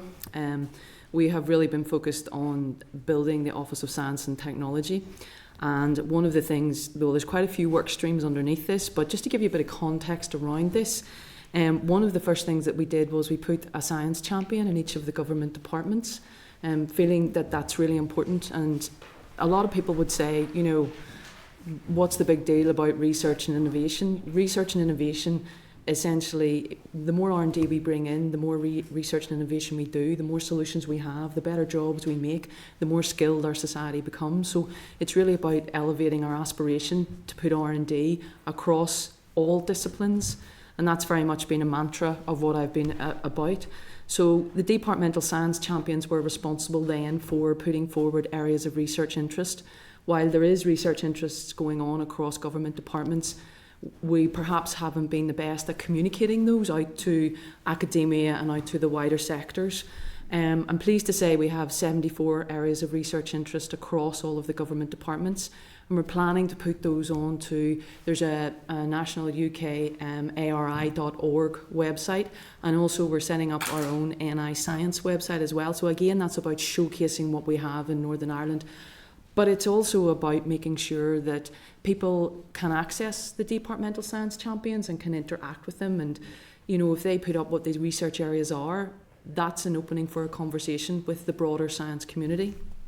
So areas of research interest is one thing. I've actually just come from International Day of Women and Girls. I've set up the Women in STEAM organisation in collaboration with DERA and Department for Economy and Department for Education. We've all co-sponsored these over the course of the last 18 months.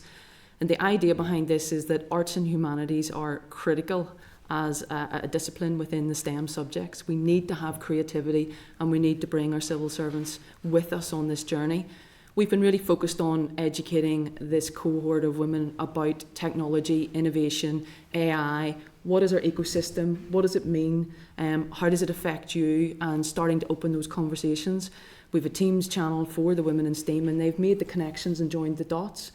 Because while our government departments obviously are they have their own remit, a lot of these technologies that we face span across them. So we need to start working collaboratively. We've also developed the first combined research and innovation strategy as well. We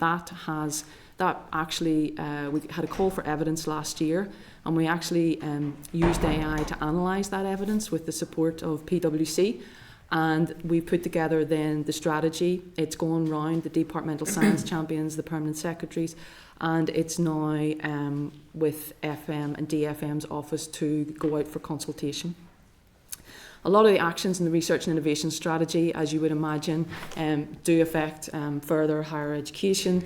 A lot of those sort of sit within the remit for Department for Economy, and I've been working very closely with colleagues there to make sure that we can implement them.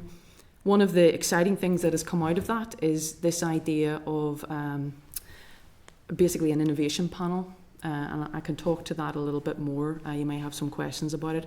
And this idea where we have DFE, the councils, the universities, business organisations and cluster leads all making a decision about what does the country need going forward in terms of research and innovation, in terms of structures, in terms of making sure that we're not reacting to the calls from DCIT or wherever it happens to be, that we're proactively engaging in what opportunities do we need.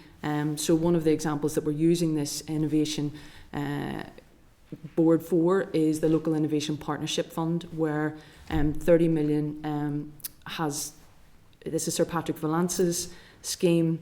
30 million was allocated to Glasgow and to Manchester, and we said, well, what about Northern Ireland?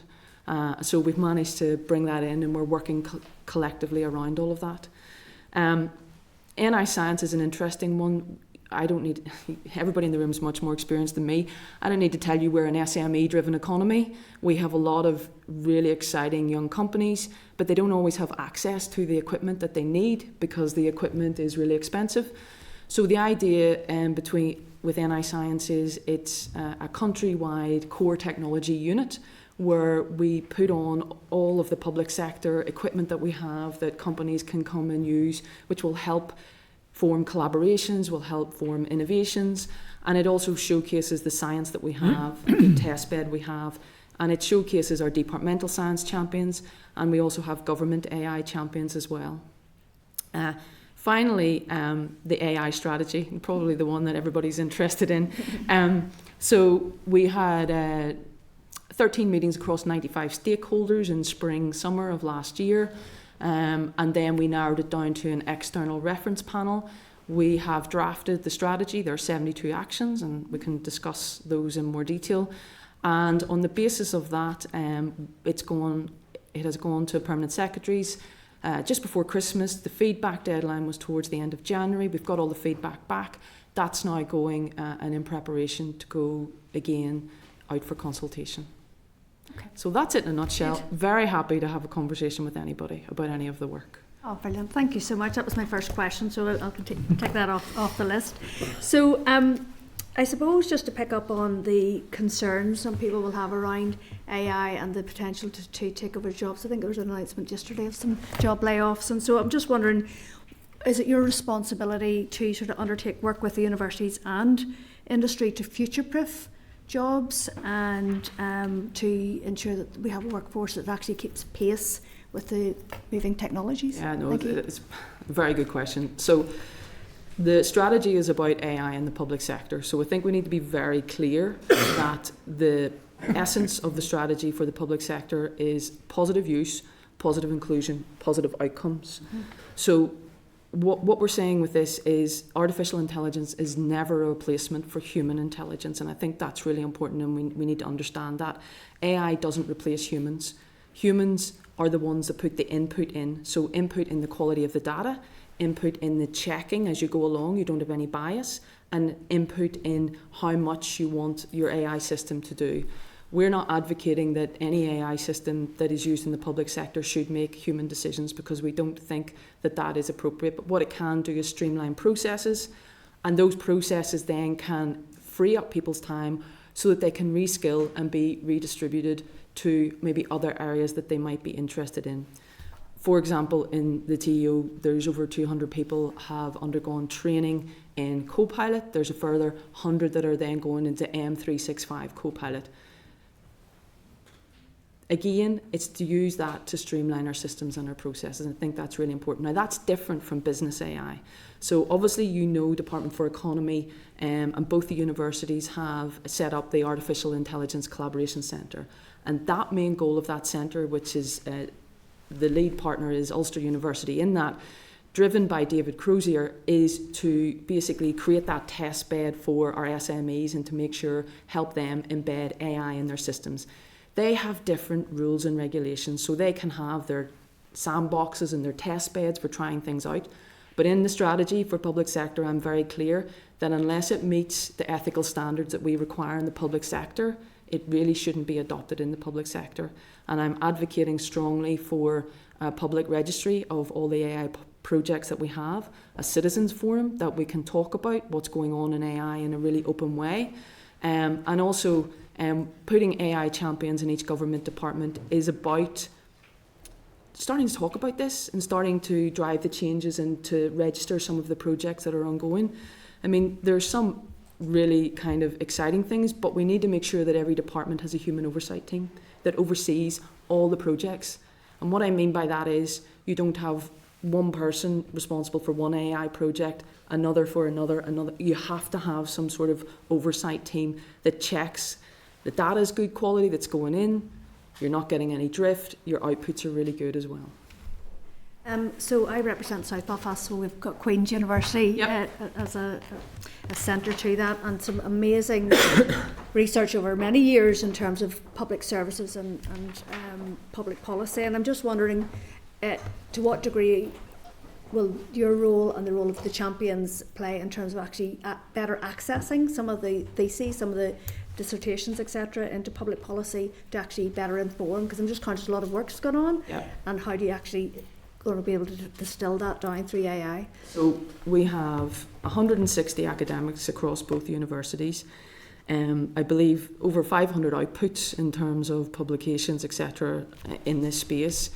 As part of the external reference panel that we had for constructing the AI strategy, we had representation from both Queen's and from Ulster, and also from the regional city deals.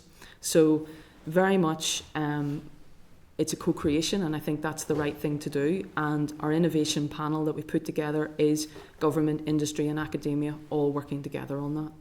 Sorry, I'm not sure whether I explained that properly. I'm talking about even like some of the research into like adolescents' mental health, or I'm just talking about different areas as opposed to just purely AI. Was that what your answer was about? Just the various areas of public policy? You mean more general public policy? Yeah. So the idea with having departmental science champions is opening that up. I'll give you an example. And obviously I'm coming more from a science background than a public policy background.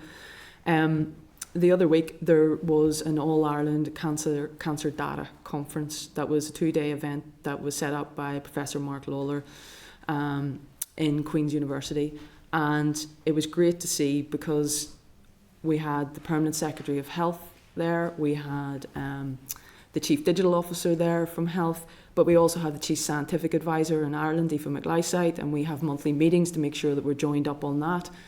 And we talked about culturally how government is opening up to the academic world in a way that, has taken a long time to do that. So I think those barriers are being broken down. I don't know if that answers your question about public policy, but reassuring that people are getting in the room and for example, I liaise regularly with Pro Vice Chancellors in Ulster and Queen's about what's going on, or for example, I have a meeting tomorrow with the Pro Vice Chancellor of Engineering and Physical Sciences in Queen's who wants to update me about what's going on, and also can you open any doors, or I can't get any contacts into DFI or wherever, and we try to make those happen. Okay, well, just last one for me, and it's about the Investment 2050 strategy. As you know, this is a responsibility for the Executive Office, and it's really about prioritising investment over the next now 24 years going forward, and just to ensure that we keep pace with this. I'm just wondering,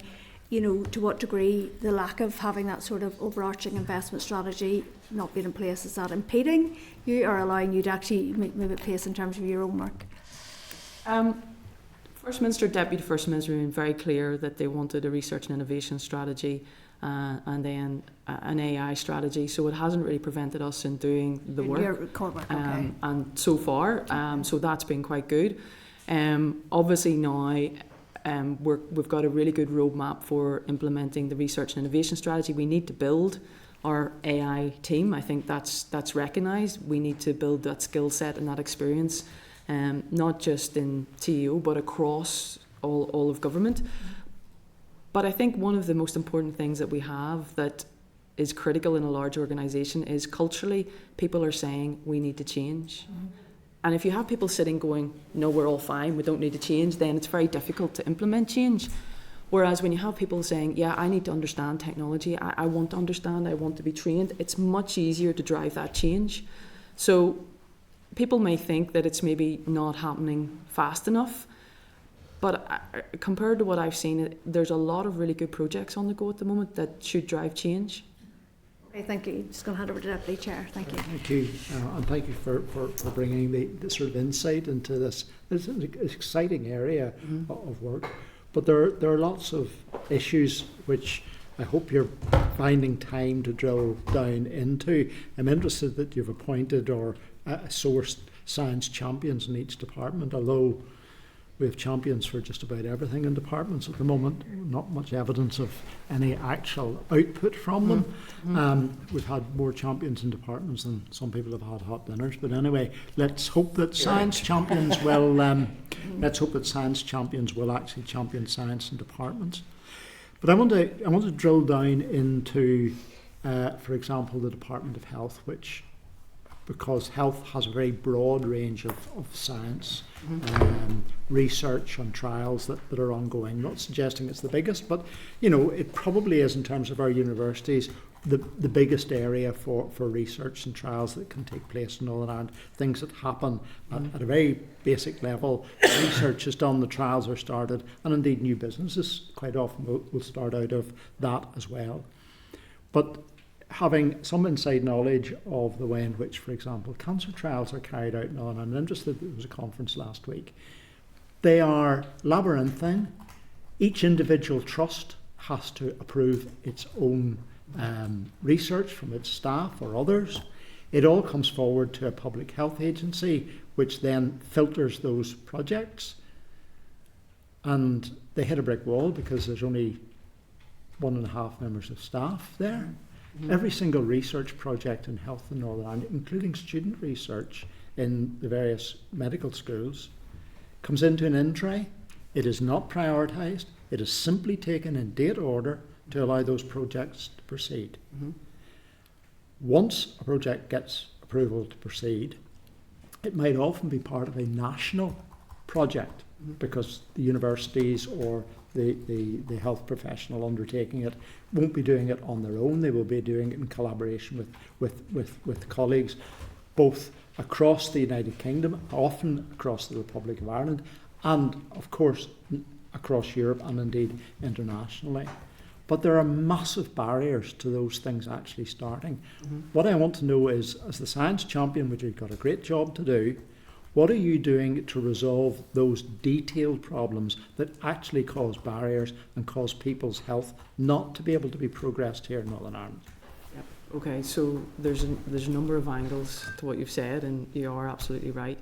The first one is that there's a CSA in health that has responsibility for that, and there's going to be a new CSA in health, and the current CSA finishes on the 13th of March. There's a new permanent secretary in health, Mike Farrar, as you know. He's convened an innovation group where academics from both universities, myself, the chief pharmaceutical officer, the chief digital officer, the chief exec of Harani are all sitting on that. And everything that you said has come up in conversation. Good. And we know that there are things that need to be done. The system at the moment is at best not working and probably is broken. Yeah. And it needs a radical rethink if we are to get ahead of a lot of these problems.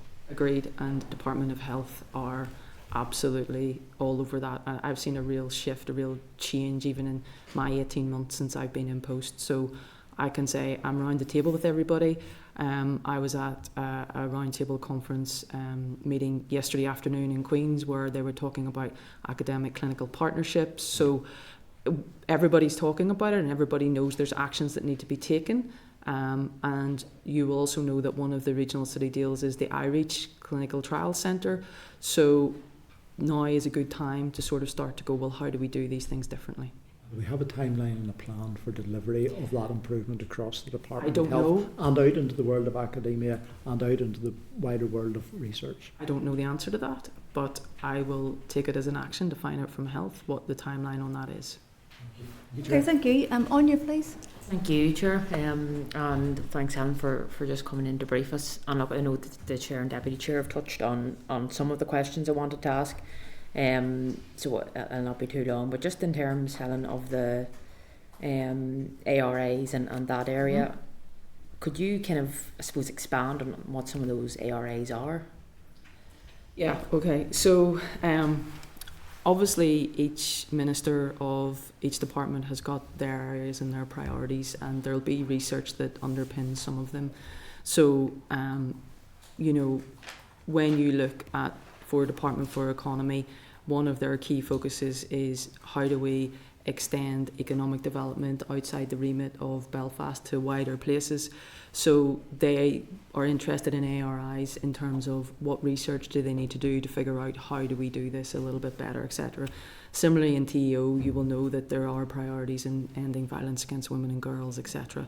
So it's about making the departments realise that they need to do research in order to develop what it is they want to do to find the answers. And sometimes we can all be guilty of thinking that we know the answer to everything. So it's about extending that department out to all of the academics that have written the great papers on policy or have written the great or have the technologies required. What's very interesting is of the 74 ARIs that have been put together, over 70% of them have an AI digital focus to them. So departments are actively now saying to, and it will mainly be the universities that benefit, we need help in that area, and that's really encouraging to see. And I suppose even, look, all of this stuff I find absolutely fascinating.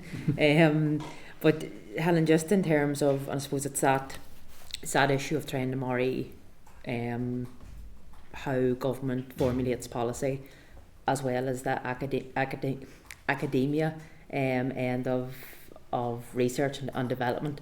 Yeah. Just in terms of the women in STEAM stuff is absolutely brilliant as well. Just to go back to the, I'll scroll down here. Yes, the All Ireland Cancer data that you'd mentioned.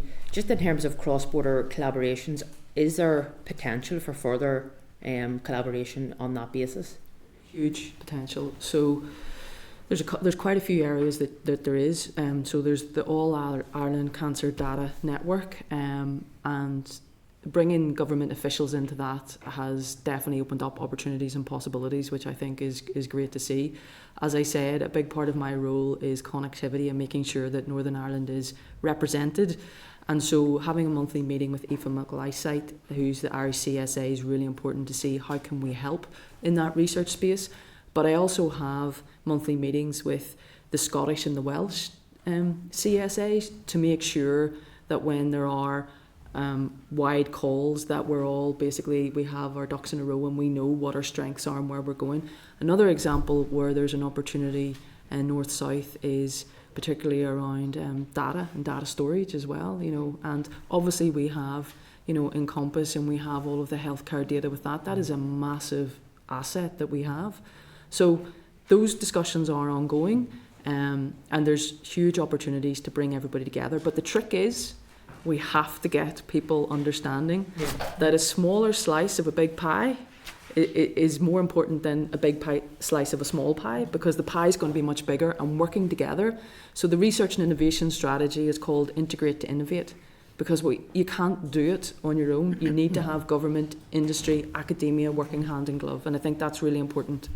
And I think you've mentioned, Helen, just a very important word there in terms of innovation, integration and innovation, and that's going to be very important going forward with this piece of work. But look, thank you very much. Thanks. Thank you. Timothy, please. Yes, Chair. I think the way everybody does business is changing through AI, and if you don't get on board with it, well, you're missing a trick for some of the benefits that it can bring. What I want to explore with you, and in your role, have you any input or reading today's paper that the Department of Health and the Department for Economy are considering using AI and investigating and looking at ways to use AI to answer AQWs from members? My initial thoughts to that are that my understanding is AI uses data that is already available in the public domain, and I get there'll be safeguards put in place, but how fulsome, how confident would you be that how fulsome the answers we would get would be if this is something to go forward with? And my initial concern is around data breaches by depending too much on AI. We've seen human error and how much that's cost through the PSNI data breach. I'm just concerned that by trying to upload a lot of information for AI to capture it, to respond to AQWs from members, that we risk repeating data breaches in the future. Yeah, that's a good question. So, as you know, each department will have a DPIA, so data protection. What we're saying is that AI has to be part of that Data Protection Act as well, and has to be embedded in it. If you think about what the question is, not the use of it, the question is where are they drawing the information for that use. So at the moment, the information on Microsoft Copilot is all closed within the system. So anybody using Microsoft Copilot in the civil service is not the same as using it outside. So it's all closed, and that information can be basically guaranteed that it's not going to do any hallucinations or make information up. And I think that's the main concern in all of this, is that you don't want any hallucinations to happen. So if you think of it this way, using an AI tool to pull out the evidence you need to help inform your question is okay. But whenever you come to draft your question and you come to have human oversight of it, we need to make sure that we have that human oversight and that we make that final decision about what is in the question. So using it to gather the evidence is actually really good, because that saves time. But you've got to make sure that the source of where it comes from is robust and it is closed within the system. That's the main thing. So Copilot, obviously MLAs have access to use it in office staff, but when the security team come around, they recommended that that's the only AI tool you use. Yes. So are we involved? So MLAs are part of that closed system? Yes, you are. Yes. So absolutely. if AI was to start to pick up information, would that be picking up stuff that, outside of different departments and drawing from that? Or how does it distinguish what information for, say, Department of Health that is only coming from the Department of Health? I don't know the answer to that question, because I would have to go and talk to DOF about this and how it's been set up. But the theory is that you should be able to draw your information from your department. I don't know if it has a cross-departmental function. So I need to go and find that out. Yeah. No, I'm very open to that idea. I think it's the way that we need to go, in that we're being more efficient. And your strap lines, what was it? Positive use, positive inclusion, positive outcomes. I do agree with working smarter to try and get the information we need. Like, we've had examples of ministers using copy and paste. We had the Minister for Infrastructure that just responded to AQWs, blame the Brits for no money. And if we can get AI to provide members with the extra answers to questions, I certainly think that would be a step forward, as long as it's done in a safe way that protects people's data. The quality of data that goes into it is really important. So that's where your data information officers in your departments, that's where they have a key role to play, making sure that what they input into it is actually fit for purpose, and that's going to be key. So people, do get really obsessed about AI and the use that it can have. It's making sure that your data is correct that's going into the system. So that's why data architects and data analysts are really important. That's a skill set that is required across every department. Okay. That's everybody. Okay. So thank you so much. Thank you. Really good to have you at committee. If there's any reports you want to keep us updated on, please just send them through. We'll make Questions to answer. So answer to those. All right. Thank you. Thank you so much, Helen. That's great. Okay, members. No actions. I don't Didn't think. have any actions. No. Come from Okay. So I'm just going to go back to my notes here. I think we're going to maybe suggest. Thank you to Hansard there. Maybe just take a quick 5-minute comfort break. Is everybody in agreement? Yep. Okay, thank you. Committee Room 30. Sound.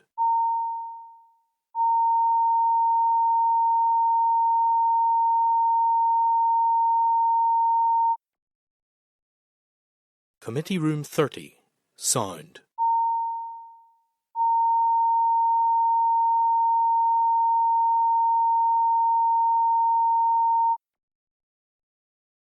Committee Room 30. Sound.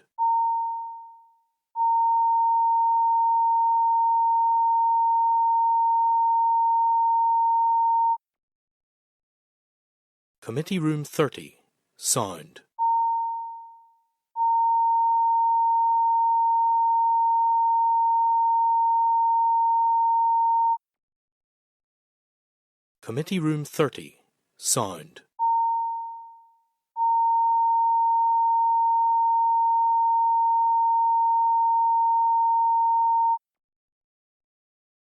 Committee Room 30. Sound.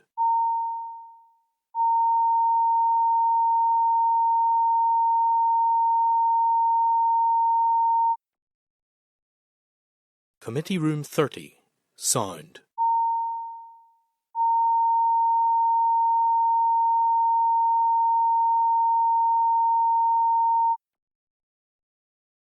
Committee Room 30. Sound.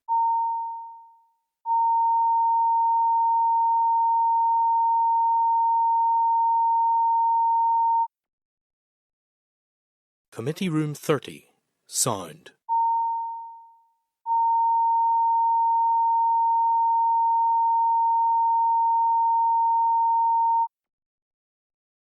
Committee Room 30. Sound.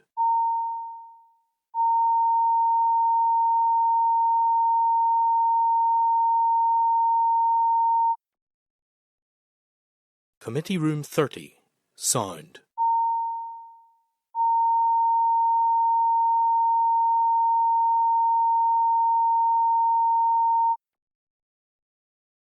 Committee Room 30. Sound.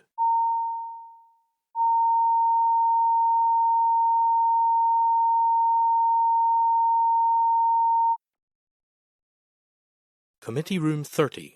Sound.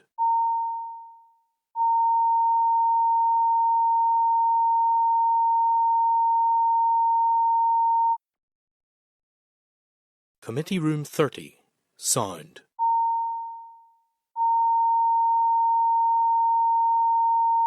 Committee Room 30. Sound. Committee Room 30. Sound.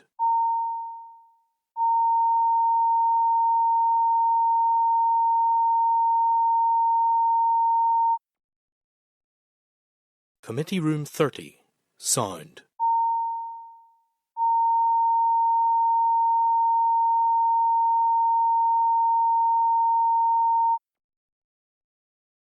Committee Room 30.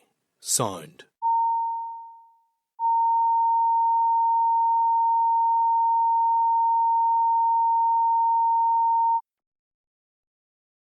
Committee Room 30. Sound.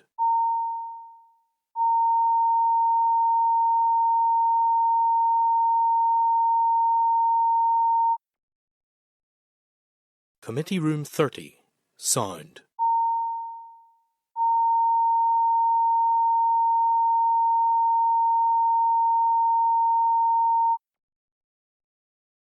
Committee Room 30, Sound.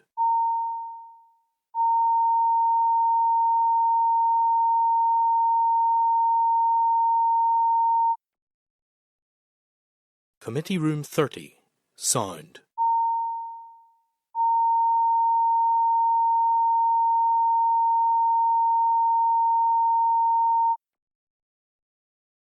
Committee Room 30, Sound.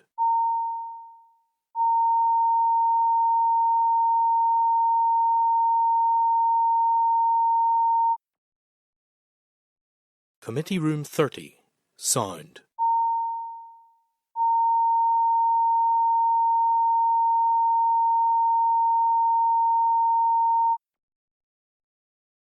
Committee Room 30, Sound.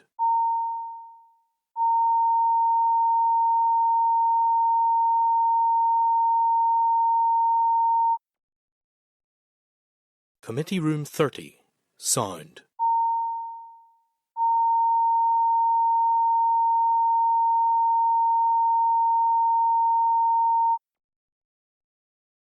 Committee Room 30, Sound.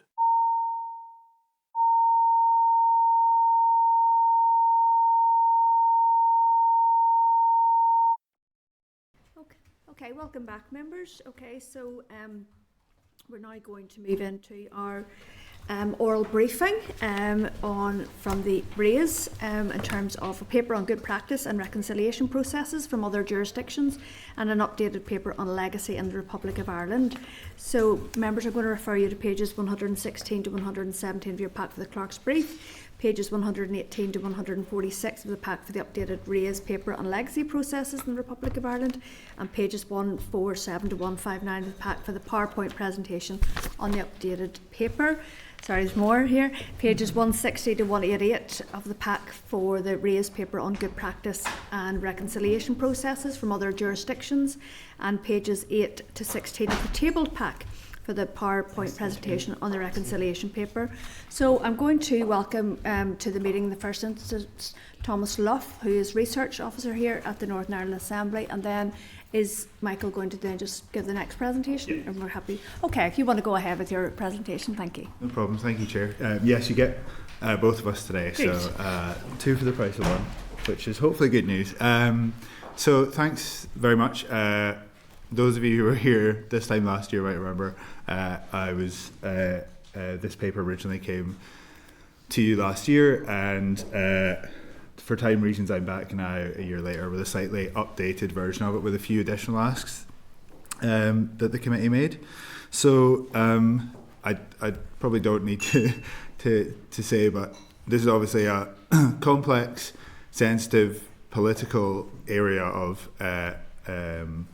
research. So I tried to keep it as straightforward as I can, and looking at the kind of official processes that have taken place that the Irish state have gone through. So we'll go through a number of the inquiries that have been conducted. I won't go into too much detail about them. There's a lot more detail in the paper, but just for time. But we'll touch on some of the findings of those inquiries. There's a couple of additional asks. So there's some asks from the committee on what commitments the Irish government have made, and so there's a section there on government commitments, including intergovernmental agreements, which we'll go through. And there's also a request to touch on the role of the Irish government in the Troubles. So just to say that the paper addresses that topic only to the extent that it summarises findings of the inquiries, investigations and public inquiries. It's not within the scope of the paper to provide any broader assessment on the role of the Irish government in that respect, so it's got the official inquiries there. Just to say what we'll cover the Weston Park Agreement and the subsequent Corey reports that came from that, the Smithick Tribunal, the Barron inquiries, there were a number of inquiries there, including the 1974 Dublin Monaghan bombings, and then current Irish government commitments, as I said, including intergovernmental agreements. This is just a brief overview of this table. It's taken from the paper itself, so don't worry too much about memorising it. It is in there, but just gives you a bit of a timeline of the length of time that the inquiries have gone through, and the kind of some of the different areas that have been looked at. So we'll start with Weston Park in 2001.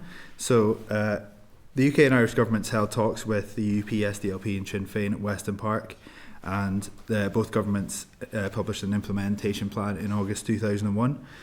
This included an agreement between the two governments on a number of issues, but relevant to this paper was the agreement in relation to specific legacy cases involving allegations of collusion by security forces in both jurisdictions, which remained a, quote, source of grave public concern. These cases were the murders of Chief Superintendent Harry Breen and Superintendent Bob Buchanan, Pat Finucane, Lord Justice and Lady Gibson, Robert Hamill, Rosemary Nelson and Billy Wright. The UK and Irish governments agreed that they would appoint a judge of international standing from out with the two jurisdictions to investigate allegations of collusion in all of these cases. So former Canadian Supreme Court Judge Peter Corey was appointed to conduct the investigations, and he presented the relevant findings to either the UK or the Irish government. Two reports that he produced were presented to the Irish government. These were involved the murders of the two RUC officers, Chief Superintendent Harry Breen and Superintendent Bob Buchanan, and the murders of Lord Justice and Lady Gibson. In the case of the two RUC officers, Justice Corey stated that there should be a public inquiry, as there was evidence that could be found to constitute collusion in that case. Should or must? Must. I think must. Sorry. No problem. In the case of Lord Justice and Lady Gibson, he found no evidence of collusion on which to direct a public inquiry be held. As you might expect, that was a controversial decision, and former First Minister Lord Trimble has called for an inquiry, and so did the family of the Gibsons. So following Justice Corey's direction, a tribunal of inquiry was established in 2005 into the murders of Harry Breen and Bob Buchanan. His Honour Judge Peter Smithick was appointed as sole member of the tribunal for that. As I said, there's more detail in the paper, but the tribunal noted it was unique. It was a unique inquiry that inquired into collusion into murders which took place out with its jurisdiction, and that meant that having to cover both jurisdictions meant the tribunal encountered significant consequences in ensuring relevant evidence was secured. So that was a major difficulty in that tribunal. The tribunal concluded that there was evidence of collusion by at least one member of An Garda Síochána, but couldn't be specific about which individual. The findings, it's probably just worth pointing out, were made on the balance of probabilities, not as in a criminal trial on beyond reasonable doubt. And there were a number of recommendations which Justice Smithick made, which are outlined in the paper as well. Next were the Barron inquiries. These reported between 2003 and 2006. So there were 4 inquiries, and the final report of them came between those dates. These covered Dublin Monaghan bombings in 1974, Dublin bombings of 1972 and 73, the murder of Seamus Ludlow in 76, and the bombing of Kay's Tavern in 1975. And then some of those reports also included some other incidents which were added as the inquiry went on, such as the Miami show band killings, which were covered in the Kay's Tavern report. These inquiries were done in a slightly different way to the Smithick one previously, in terms of how they were published and finalised. So just to note on that, the Joint Committee on Justice, Equality, Defence and Women's Rights received the reports and were asked to consider whether the reports addressed all the terms of reference, what lessons and actions should be drawn and taken, and whether further public inquiries were necessary into any aspect of that report. And there was a subcommittee which dealt with that. So the reports were published through the Joint Committee as an interim report, and then the committee's recommendations and considerations were published as a final report in addition to that. So just touch specifically on the Barron report into the 1974 Dublin Monaghan bombings. It concluded there were a number of concerns with the Garda investigation and that the government of the day failed to show the concern expected of it following the bombings. They were carried out by loyalist paramilitaries, but with no evidence of senior members of the security forces in Northern Ireland being involved, although it stated other members could have been, and no collusion was proven. There was some reluctance from the UK government to make documents available on security grounds, and whilst the inquiry understood this, it did limit the scope of the report. As a result of submissions and considerations, the subcommittee was of the view that there should be a further inquiry into the identity of the perpetrators, but because, in their view, the relevant witnesses in respect of perpetrators and collusion reside in the UK, they thought the public inquiry should take place there, so there was no further inquiry into that by the Irish state. There was, however, a further report which looked at some internal issues which were raised in the Barron report on the Dublin Monaghan bombings. This looked at why the investigation was wound down, why Gardaí did not follow up on a number of specific leads, and looked at questions around missing documentation. It found there were significant failings in Garda investigation, as well as record management and storage, but no evidence of collusion as to why, as being the reason to the investigation being wound down. The Commission's terms of reference weren't as wide-ranging as Barron's, but it was limited in its scope, in the scope of its investigation, by not having access to certain documents held by the UK government. It didn't make any recommendations, as it didn't have the statutory power to do so.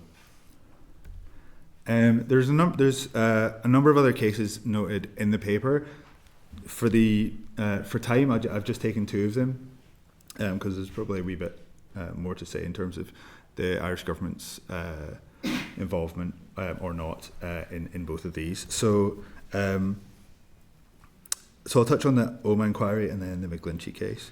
So, as you'll know, in 2021, the High Court in Belfast ruled it was plausible there was a real prospect the bombing could have been prevented by the security services. The presiding judge called for further investigation on both sides of the border due to the cross-border element, but noted it was not within my power to order any type of investigation to take place in the Republic of Ireland. In 2002, the Irish Minister for Justice asked a group to look into concerns around Garda officers in relation to the Omagh bombing. The Nally report, as this was known, found no new evidence of concern. In 2023, the Irish Minister for European Affairs and Defence stated that this meant that the establishment of a separate public inquiry was not warranted. This decision has been heavily criticised by a number of relatives of the bombing, and the former police ombudsman in Northern Ireland stated an inquiry in the Republic would be beneficial. The UK government, however, did commit to a public inquiry, and as I'm sure you know, this was established in 2024. Its work is ongoing. In terms of the involvement with the Irish government in 2025, in April, the Omagh bombing inquiry and the Irish government published an MOU which allowed the inquiry chair and team to access material held by the Irish government. In December last year, the Irish Minister for Justice confirmed that the government approval had been given to prioritise drafting a bill which would enable oral testimony to be taken for the purposes of the Omagh inquiry as well. So this proposed legislation will provide a bespoke legal mechanism to facilitate the taking of sworn testimony from state bodies before a judge of the High Court. In relation to Dominic and Mary McGlinchey, in this case, the son of murdered Dominic and Mary, Dominic Og McGlinchey, has taken a case against a number of functions of the Irish state, specifically the Garda Commissioner, the Irish Minister for Justice and the Attorney General. Among the claims made are that the Irish state breached its obligations under the Irish Constitution and the ECHR to ensure that effective investigations into the murders occur. The case is ongoing, but in February 2025 it was reported a retired former Garda detective has agreed to testify against the Irish state. So that case is ongoing. But I picked those two just to mention today because there's obviously more involvement in the Omagh bombing inquiry by the Irish state, but in the McGlinchey case there's obviously an argument that there hasn't been an effective investigation.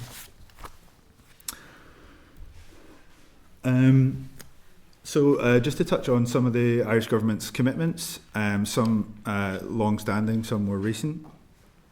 We already touched on Weston Park earlier on. There's also the Independent Commission for the Location of Victims' Remains, which I'm sure you're all obviously very well aware of. That was established by an intergovernmental agreement in 1999 and enacted by legislation in both jurisdictions. It necessitates the cross-border cooperation in relation to security and policing, and the Intergovernmental Agreement on Police Cooperation of April 2002 provides a framework for enhanced police cooperation and measures taken under the agreement, which include exchanges of personnel, secondments and the transfer of officers. The Stormont House Agreement, again, I'm sure you're well aware of, in 2014. There were a number of commitments in there specific to the Irish Government in relation to this. It was a commitment to ensure full cooperation of all relevant Irish authorities with the establishment of the HIU in Northern Ireland, and the Criminal Justice International Cooperation Act 2019 was passed, which allows for this. There was also agreement to establish a new body, which the UK Government called the Independent Commission on Information Retrieval, the ICIR. As we'll go on to, that hadn't yet been formed, but both governments recommitted to establishing that last year. Then the most recent agreement in terms of intergovernmental agreements is the Joint Framework on the Legacy of the Troubles, which was agreed in September last year. As outlined in the paper, there's a number of commitments made by the Irish Government. I'll just highlight a couple. As mentioned, the ICIR, not to be confused with the ICIR, the other legacy body. ICRIR, yeah. So this was outlined in Stormont House, as I mentioned, that was recommitted to. It'll be a cross-border body and both governments will jointly appoint 2 commissioners to lead it, but it will require legislation in both jurisdictions to set that up. In January this year, on the 23rd of January, the Irish Justice Minister welcomed the establishment of the Garda Troubles Legacy Liaison Unit. This will act as a single point of contact for cooperation with the UK authorities on Troubles-related legacy cases. In relation to these, in the joint framework, the Irish Government committed to making a financial contribution of €25 million over 3 years in relation to costs of participation in representation of victims, survivors and next of kin in legacy processes. In addition, the ICIR will be jointly funded by both the UK and Irish governments, but as it's not yet been set up, it's not possible to say what the funding for that will be.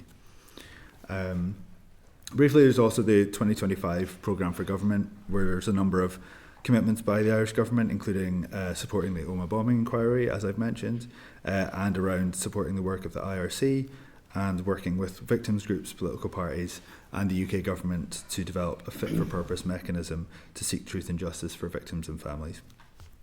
And finally, in terms of commitments, important to mention the ECHR. As with the UK, the Republic of Ireland is a signatory to the European Convention on Human Rights, and the European Convention on Human Rights Act 2003 gives more strength to the ECHR in domestic Irish law as well. It works similarly to the Human Rights Act 1998 here.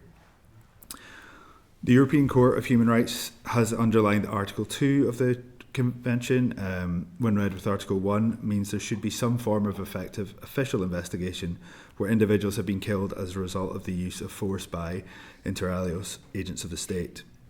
Not only this, but the Court has also accepted that this same obligation applies in a number of circumstances where an individual has sustained life-threatening injuries, died or has disappeared in violent or suspicious circumstances, irrespective of whether those allegedly responsible are state agents or private persons or unknown.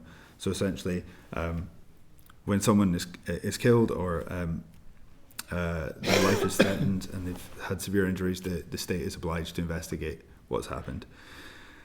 It's out with the scope of this paper, or me, to assess whether the Irish state has legally met these ECHR obligations in relation to legacy investigations for incidents which have occurred within its jurisdiction. As I've mentioned, in the case of Dominic McGlinchey, that's an example of the Irish state being taken to court where an individual does not believe it's met those obligations. And then, just to touch on a couple of other legacy processes that have taken place. 1999, the Irish Victims Commissioner released a report which had a number of recommendations. Some of these have been implemented, such as the inquiry into the Dublin Monaghan bombings and a compensation scheme. Other recommendations, such as establishing a Remembrance Day, have not been implemented. There was some research presented to the Oireachtas Joint Committee on the implementation of the Good Friday Agreement in 2019. That research recommends the Irish government should reappoint a Commissioner for Victims and Survivors to follow on this work, but to date there has been no Commissioner appointed. And finally, the Remembrance Commission, which ran from 2003 to 2008. That was established to give assistance to those who were injured or to surviving families of those killed in an incident relating to the Troubles. It formally came to an end on the 31st of October 2008, and during this time disbursed over €6.5 million to victims and their families in this time. So I know that was a fairly speedy run through. As I said, the paper includes a lot more. Hopefully, it's not an exhaustive list of everything that's happened. It's the main inquiries that have been undertaken by the state or at the direction of the state. And as requested, the intergovernmental agreements and the government commitments that have been made. So yes, happy to take any questions on those. Thank you. You've put a lot of work into that. Obviously, you're updating it, but it's really very useful the way you've set it out, Thomas. I just want to pick up on that draft legislation you mentioned there. The Irish government were bringing forward in terms of the sworn testimonies in Belfast. Is there any indication of when that's going to be brought? When it's going to be laid? And because I'm just conscious that the Home Inquiry, I haven't really been keeping up to date with the finer details of it, but I'm just conscious that it has been up and running for a while. And is there the potential for that legislation to come in whenever they've taken all the evidence they need? I couldn't see anything where they'd committed to a specific date, other than to say that they were bringing forward that legislation. I can go back and see if I can find anything else, but there wasn't anything I noted with a specific date or that they brought forward yet. Well, we as a committee, I think it's within this year, I think we have agreed to write to the Irish government to get an update on the joint framework, the actions that they had sort of outlined in that, even just a status on them, because I'm sure not all of them are up and running yet. So maybe within that, they may give us an update on that. Yeah, there might be that. Yeah, and as you say, in that joint framework with the ICIR, I think it's my understanding, but I would need to double check that the legislation that the UK government is bringing forward to put that in place is contained in the Troubles bill. At the moment, I think there's something in there around that, although I can double check. But I wasn't able to see anything around whether the Irish government had brought forward yet. So that might be something for you to check with them. Okay, the other aspect of this is just leading on from our session earlier around victims and survivors of the Troubles, and you mentioned there the €25 million for supporting victims and survivors and their families in terms of involvement in cases. And I'm just wondering, did you come across much information around contributions from the Irish government in terms of mental health and other specialist support services for victims and survivors? There's not a huge amount in relation to support services that I could find specifically. There are some, which I think you heard earlier as well, that there are some bodies here that support victims and survivors in the south as well, but there aren't as many. It's about the contribution from the Irish government. That's not something I saw a huge amount about, but again, I can look into that. Okay, I think that's everything from me. Anything from you, Deputy Chair? No, I mean, I think it's been very useful to get that overview, and in a sense it tracks where we have been across all of the years, going right back to some of those very early incidents, and it shows both the peaks and the troughs of cooperation or less cooperation across the border on these incidents. Hopefully we are moving into a better relationship that will give both governments the confidence to open up their files. So that's about all you can say. Thank you. Yeah, I would just say on that, I think you're right that there seems to be, I mean, it's not my place to comment on that relationship, but it certainly seems to be improving from some of those older inquiries in the kind of early 2000s where they made a point of saying, and I know I mentioned it in the paper, but in the around Kingsmill there was the former Minister of State for Northern Ireland had said in the House of Commons that the relationship between the investigation and the Irish government should act as a blueprint going forward, particularly made reference to OMA as well. So there was some recognition there. It's obviously a different government now, and it looks as though there's a different relationship between the two. So yes, I mean, you can see from some of these inquiries that lack of sharing information, whichever way that goes, is detrimental. So hopefully that would improve. Yeah. Thank you. Okay, thank you. Timothy, please. Thanks very much, James, for providing the information you have. My concern, I suppose, would be, and I'm just reading from the minute that we had before, and this is actually taken from the introduction. The request included consideration of the role of the Irish government in the Troubles. This paper addresses that topic only to the extent that it summarises the findings of relevant investigations and public inquiries. Any broader assessment of the Irish government's role falls outside the scope of this paper. So when we essentially set what we wanted from the paper, it included the additional information was the role that the Irish government played in the Troubles and commitments from the Irish government regarding compliance with European Convention on Human Rights, agreements to ongoing inquiries. I suppose where I'm at looking through the paper is there's not enough depth there for some of the things I was certainly looking for. And for example, Irish industrial explosives. Back at one of the meetings, I provided members of the committee and indeed yourself a booklet looking at, and it's all factual from the archives of the amount of Irish industrial explosives that has been used in bombs in Northern Ireland, and indeed there's unlimited evidence in the archives of weekly communications from the British government to the Irish government talking about the IRA's role. One of the things here, during 1997, 100 finds of explosive material marked for use in the Republic and therefore legally imported were come upon in Northern Ireland. So there's significant amount of cross-border operation which I believe the Irish government knew full well was happening and turned a blind eye to it.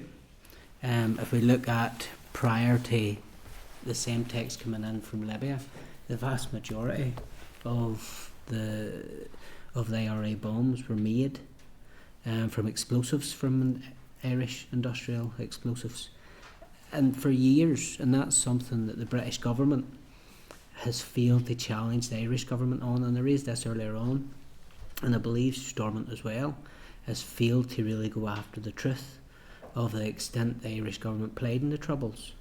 Out of the Troubles, so there's some 550 to 570 murders that were carried out along the border, have a cross-border element to them. To me, there's systematic failings in the Irish government that they have not yet come up with the truth and decided to tell what part they played. Like before we had Kenny Donaldson came to this committee, I think it was about a year ago now.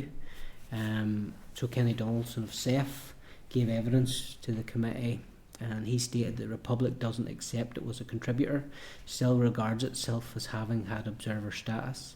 Irish state, the equality proof everything that the British government has done, but never look at their own actions and what they have done. So what I find and what I want to see in my time in Stormont, my role is that serious questions need asked of the Irish government, and I had hoped through this raised paper that we would have got some of that included. I know I don't want to bring you into a political arena, I get that, but at the same time there's a lot more evidence that exists of the role the Irish government played than what we've been presented with here today. I suppose my question to you, Chair, is how as a committee, when we have heard evidence on that issue before, how can we take that forward? And indeed we've had inquiries into gaps in equality legislation. Is it about time we started to ask groups to come in and victims to come in and look at the role of the Irish government that they played in the Troubles in Northern Ireland? That's how strongly I feel about this, and I think that's the direction of travel we need to go, because somebody has to go after the truth. Do you have any thoughts on that, Clark, in terms of inquiry? I suppose, well, you guys, your thoughts actually. So we are expecting very soon the race relations bill, Yes. and you know how intensive the mother and baby institutions bill was. So I suppose that's something that's to the forefront of my mind, that is actually going to be more intensive as a bill. But One thing, Chair, that we had discussed that we were going to bring to committee in the next couple of weeks is actually to have another strategic planning session, because we haven't had one now since before the bill, and we would do that, I think, just after Easter recess, because we're pretty much, our forward work programme takes us to then. And I think at that point, anything can be on the table as to what the committee does for the final year of its mandate. There is going to be at least one piece of legislation that we are going to have to look at. However, at this stage, there isn't a timescale as to when that will actually be introduced, but certainly I think it's something we could revisit. just perhaps after Easter, then we'll I have think, yeah, we're day. pretty much full up till Easter, but we can have a planning session after that, if members are happy. To you, James. So, sorry, Thomas. Apologies. Been called for it. So have I, Thomas. So when we set the scope of what we wanted in the raised paper, to me, that hasn't fully been carried out. Has that been changed from when the committee requested that, or was it a case of that's the information that was produced and brought back to us? It's the same. I mean, all I would say is it's the same process as is undertaken by by raising any paper, is that we will get an ask from whether it's a committee, an individual MLA, or the Assembly itself. Sometimes the scope can potentially be large. We don't undertake primary research. That's not our role. We undertake secondary research, and we have certain parameters we can work in terms of the type of evidence, the type of sources that we can use. I think, to be fair to Thomas, I think we asked him for the Irish government's role in the legacy processes. So that was the initial ask, yeah. So I think that some of the information you are talking about there, in terms of the explosives, for example, I think that would fall outside the specific remit or terms of reference that we put to raise. And what I had from the minute was the Irish government's role in the Troubles, and the thought process by providing the document and the booklet was to start to have a look at and unpick that's information from the archives, so it's factually readily available, that we start to look at, well, Irish industrial explosives, what role did they play, the amount of bombs that were produced, all the murders that were carried out with a cross-border element, and that would start to give rise, or start to bring the case that the committee then should be looking at an inquiry into the role of the Irish government in the Troubles in Northern Ireland. This committee? No. I don't see why not when it's victims. It's something that's been raised here know, before. but Timothy, see, to be honest, that's actually unfair on Ray's asking them to look at the scope of that. And I'm more interested in what TO's doing, and not, to be frank, rather than the committee inquiry on that. That's something we. Now, I'm not saying for Ray's to look at. I'm talking about this committee. And when we set the scope of the Ray's paper, it was the involvement of the Irish government in the Troubles was what the committee asked for. That was agreed and was. I want to dance on the head of this pin here around the words. Clark, can you maybe just speak to the actual wording, because the presentation that I have in front of me is legacy processes in the Republic of Ireland. Yeah, and so there are two different requests. There was the original request, which was over a year ago, for the original paper that was brought forward in February last year, and that was around legacy information and the role of the Irish government in legacy within the Troubles. The follow-up that the committee asked some further questions around that. Those questions included the relevant intergovernmental agreements, and the request did also include the consideration of the role of the Irish government in the Troubles. I think perhaps what may be the case there is that actually, because the original paper was around the legacy mechanisms, and the Irish government it's just then you've taken that on as the next step. It's something, again, as I say, Chair, that perhaps we could revisit when we're looking at our strategic planning day, and if there is something other work that the committee would like to do, we could discuss it then. Okay. Is that a case of then the additional asks from the committee haven't been included in the report, which is the role that the Irish government played in the Troubles? That was something that was very specific, that came here specific from the committee. Well, I think that basically we're looking... Like an intelligence thing, Yeah, I know, but rather than a research Sorry, stuff. just wait a second, just to finish my point here. I think in some ways what we've been asking from the research service here at the Assembly is to provide us with robust information, and I think that you're right. I think that some of this stuff would be a judgment call or an interpretation of history, for example. So I don't think that Thomas is in the wrong in terms of what he's presented with us today, and maybe it is something we can revisit again at the strategic planning day. Is that fair enough? I think that's right, Chair. I mean, what we've got in front of us today is an analysis of factual reports that have taken place and that are in the public domain. To go beyond that would take you into scouring newspaper reports and court cases and all sorts of other things, Investigate. which take us way beyond the remit, I think, of this committee. Go ahead, Pam. Are you going to say something? No? No, I hadn't indicated, but obviously the decision that was taken had been before my time in this committee, so I would probably like just to talk around some more detail about that. To see, are we saying, is there something that has been missed? We're not apportioning blame or anything like that, but are we saying that the original agreement was to look further than we actually have? That would be my understanding. That's my... Going by the minute of the meeting, that would be my understanding. Okay, well, look, let's park it for now because we have another presentation, but we will put that on the agenda for this strategic planning session or whatever we will try it just after Easter. No okay, problem. but thank you very much. Thank you. Thank you, Thomas. Okay, Michael Lewis. okay, so let me just get a little page. Okay, so we've got Michael Gregg, so he's also a research officer here at the Northern Ireland Assembly. And so That's the case for the That's okay. Thank you. So Michael's paper is on reconciliation, good practice and reconciliation processes and other jurisdictions. So I think, yes, so just a wee reminder there. So you'll find this the full report on full paper on pages 160 to 188 of your pack, but then in the table pack you'll also find this PowerPoint that's about to come on our screens. Pages 8 to 16. Sorry, pages 8 to 16 of the table pack. Thank you. Okay. 2 seconds, yep. Take your time, take your time.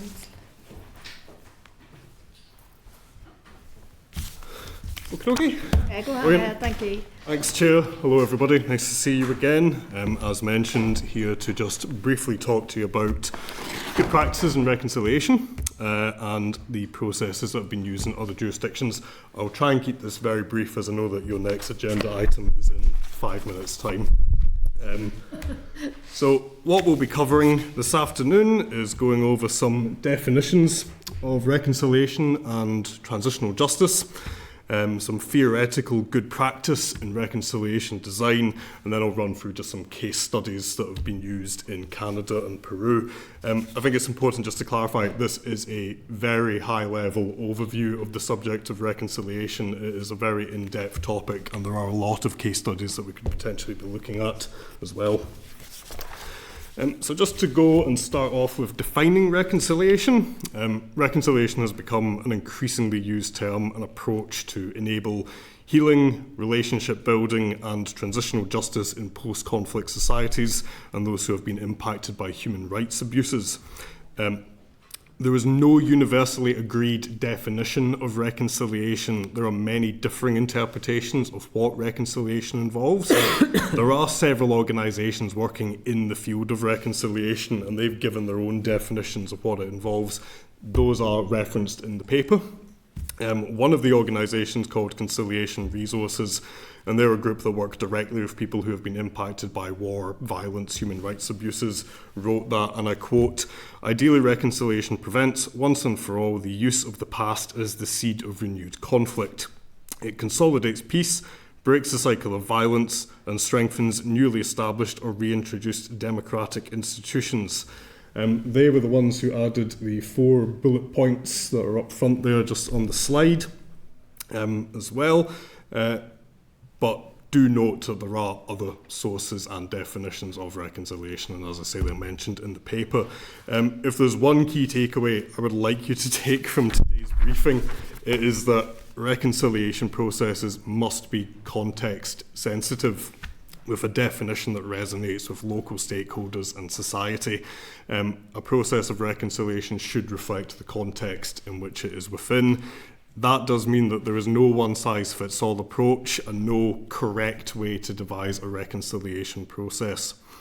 Additionally, reconciliation process does not mean that the end goal of that process is to deliver a fully conflict-free or entirely harmonious society. It is intended to provide society with the capacity in order to resolve and debate differences constructively, with an emphasis on relationship building. And it should also be noted that the process does not necessarily have a definitive end state, aka a defining moment where a society decides that it no longer requires reconciliation. It is a long-term process. I just want to give a brief note to the concept of transitional justice, as it is a core component of the reconciliation process. It includes a range of judicial and non-judicial approaches aimed at addressing human rights abuses, building reconciliation, and supporting fractured societies that are grappling with the legacies of a conflict that a traditional judicial system may not be able to necessarily address. The paper also includes examples of other more specific reconciliation activities that you might be interested in. Those are briefly discussed in section 1.3 of the paper. The points that I've mentioned here, those come from the Office of the Secretary General of the United Nations in 2023, who gave 5 examples of what transitional justice looked like. And those are consultations, truth-seeking processes, criminal justice, aka addressing amnesty and accountability, reparations, and guarantees of non-recurrence. Just to cover theoretical good practice, as mentioned earlier, reconciliation always takes place within a specific context. There is no recipe for guaranteeing that it can be successfully applied anywhere, and no correct way to devise the process for reconciliation. As stated by the International Institute for Democracy and Electoral Assistance, every conflict is different, so a reconciliation process will differ from all others in all important respects, even if it shares similarities between them. There are several sources that discuss the theoretical underpinnings of what good practice looks like when designing a reconciliation process. 2 are discussed in the paper. Again, there are others. I've provided some suggested further reading within the paper if you're interested in section 2.3. The first on the left there comes from Conciliation Resources, as I mentioned earlier. They propose a series of principles and questions that can be used to guide the development of a reconciliation process, and really what they emphasize is using an adaptive strategy tailored to the context, rooted in local political dynamics and relationships. Their approach is split into preparation and implementation. So preparation includes things like engaging in a thorough, ongoing and participatory context and conflict analysis, really paying attention to things like language and culture, and when I say language, that includes things like local idioms and vernacular, and reflecting on the roles that stakeholders play within society. Implementation involves undertaking a multifaceted and inclusive approach, managing expectations, working collaboratively and focusing on the long term. The second one on the right is reconciliation systems design. That was proposed by Professor Daniel Shapiro of the Harvard Negotiation Programme. Within that, he identified 12 strategies that can be undertaken to design a reconciliation system. Shapiro himself stresses that, again, these are not a definitive blueprint. They are suggestions that a society or organisation can use. The strategies are grouped under forming the design team, building a reconciliation blueprint, and designing the system. And as I've mentioned, more details on the specific strategy can be found in section 2.2. And so I'll just take you through a couple of case studies. the Canadian Truth and Reconciliation Commission and reconciliation following the internal conflict in Peru. Canada was selected as it is an ongoing public reconciliation process with plenty of accessible information about the subject, and Peru was a good example of a truth-seeking component of transitional justice that then was used to frame the redress activities that came from it. And as you might imagine, there are plenty of other examples of reconciliation that you can look into. Going into Canada, reconciliation in Canada is centred on acknowledging and responding to the historical treatment of Indigenous populations. This includes the Truth and Reconciliation Commission on the Indian Residential Schools that was held between 2008 and 2015, and wider public reconciliation activities that took place following the recommendations that were made by the Commission. Beginning in the early 2000s, Canada undertook an extensive truth and reconciliation process to address the legacy of the residential schools, and really this was used to lay the groundwork of a wide range of reconciliation activities, many of which continue into 2026 and are intended to continue beyond as well. Truth and Reconciliation Commission's final report, they listed 94 calls for action to redress the legacy of the residential schools, and really to advance the process of wider Canadian reconciliation.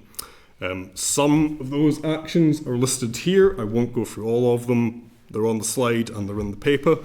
But it is important to note that the Canadian reconciliation, like I mentioned, contain many of those public-facing activities and initiatives. And a 2025 report found that 70% of Canadians believe that they as individuals have an important role to play in reconciliation.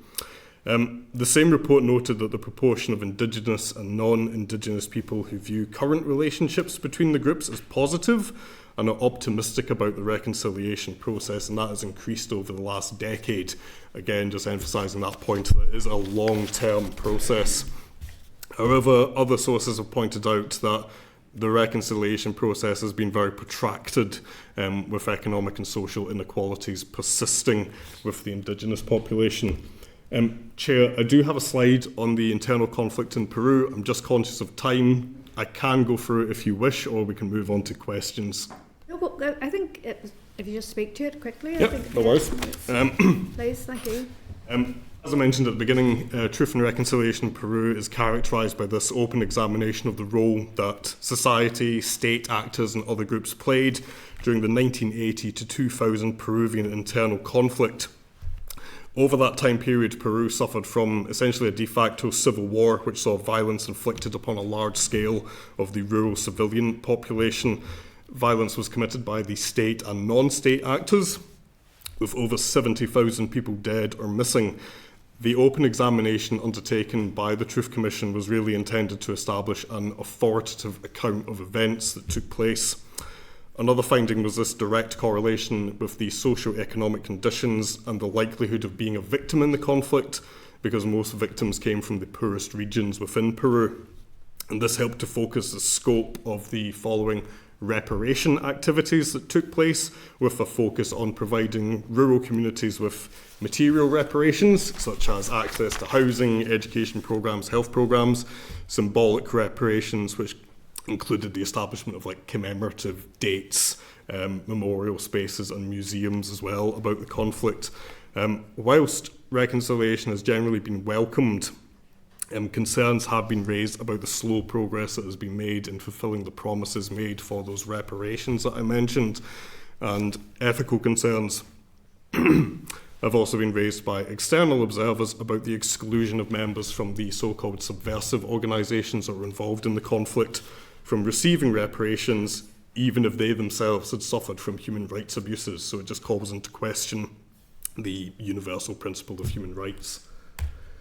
Chair, that is a very brief run through of the paper, but I'm happy to take any questions that you may have. Thank you so much. That was a fascinating paper. I really appreciate the effort you've put into it.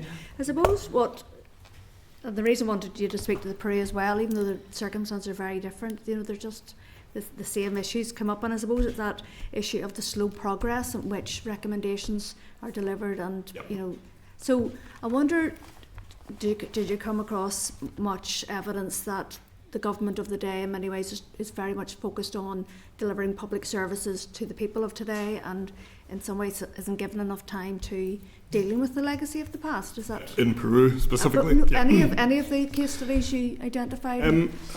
From memory, in Peru, I think the main issue that's causing the slow progress made is a purely financial one. It's been raised by some of the indigenous rights groups within Peru that they are concerned about the amount of funding that's being put forward to providing those reparations. So again, from reading from the sources, it seems like they promised a lot, but then the delivery of it ran into several roadblocks when it came to actually financing the redress activities. It's more financial in some, as opposed to a lack of will or a difference of policy sort of priorities? In that context, yes. I did look into New Zealand quite extensively as well. I didn't include it in the paper because otherwise the paper would have been massive.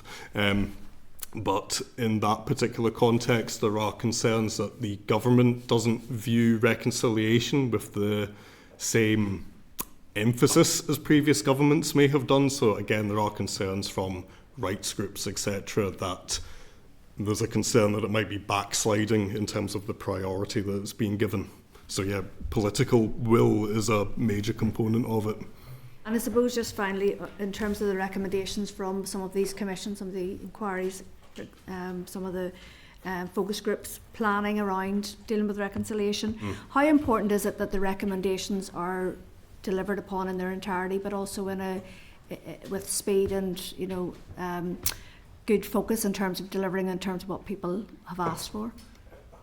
Again, just from my recollection, or reconciliation, I've got reconciliation on the brain, from my recollection of what the sources say, and the best practice says, because you are intending to deliver like truth commissions or these reparations for individuals who went through and experienced violence or human rights abuses, if you don't deliver those, or if you don't manage expectations correctly, you can create a lot of ill will with wider society and people who have experienced like those abuses. And even further than that, if you aren't, I can't remember quite who said it, I'll look it up in a second, but if you aren't willing to address the key underlying issues that caused those conflicts or human rights abuses in the first place, you do open up the possibility for like renewed conflict in the future. Like the idea is that you're trying to deliver good relations between groups, and if you're not able to do that, you run the risk of reopening a conflict situation, for example. Okay, thank you. Deputy Chair, have you any Yes, observations or this questions? This is a fascinating paper, and thank you very much for it. What evidence is there that mid-conflict, or as conflicts are evolving, that people are in preparation mode for what will hopefully happen when the conflict comes to an end? I'm thinking particularly in places like Palestine and in Ukraine. We all hope that the day will come when the interventions will end, and that there will be an opportunity to bring about reconciliation between people who have gone through horrific conflicts. So what evidence is there that there are international organisations in preparation mode, if you like, to help to work to resolve those issues, probably for the next 50 years going forward or more? I think I would probably need to take that point away and just look at what a lot of international organisations would be doing.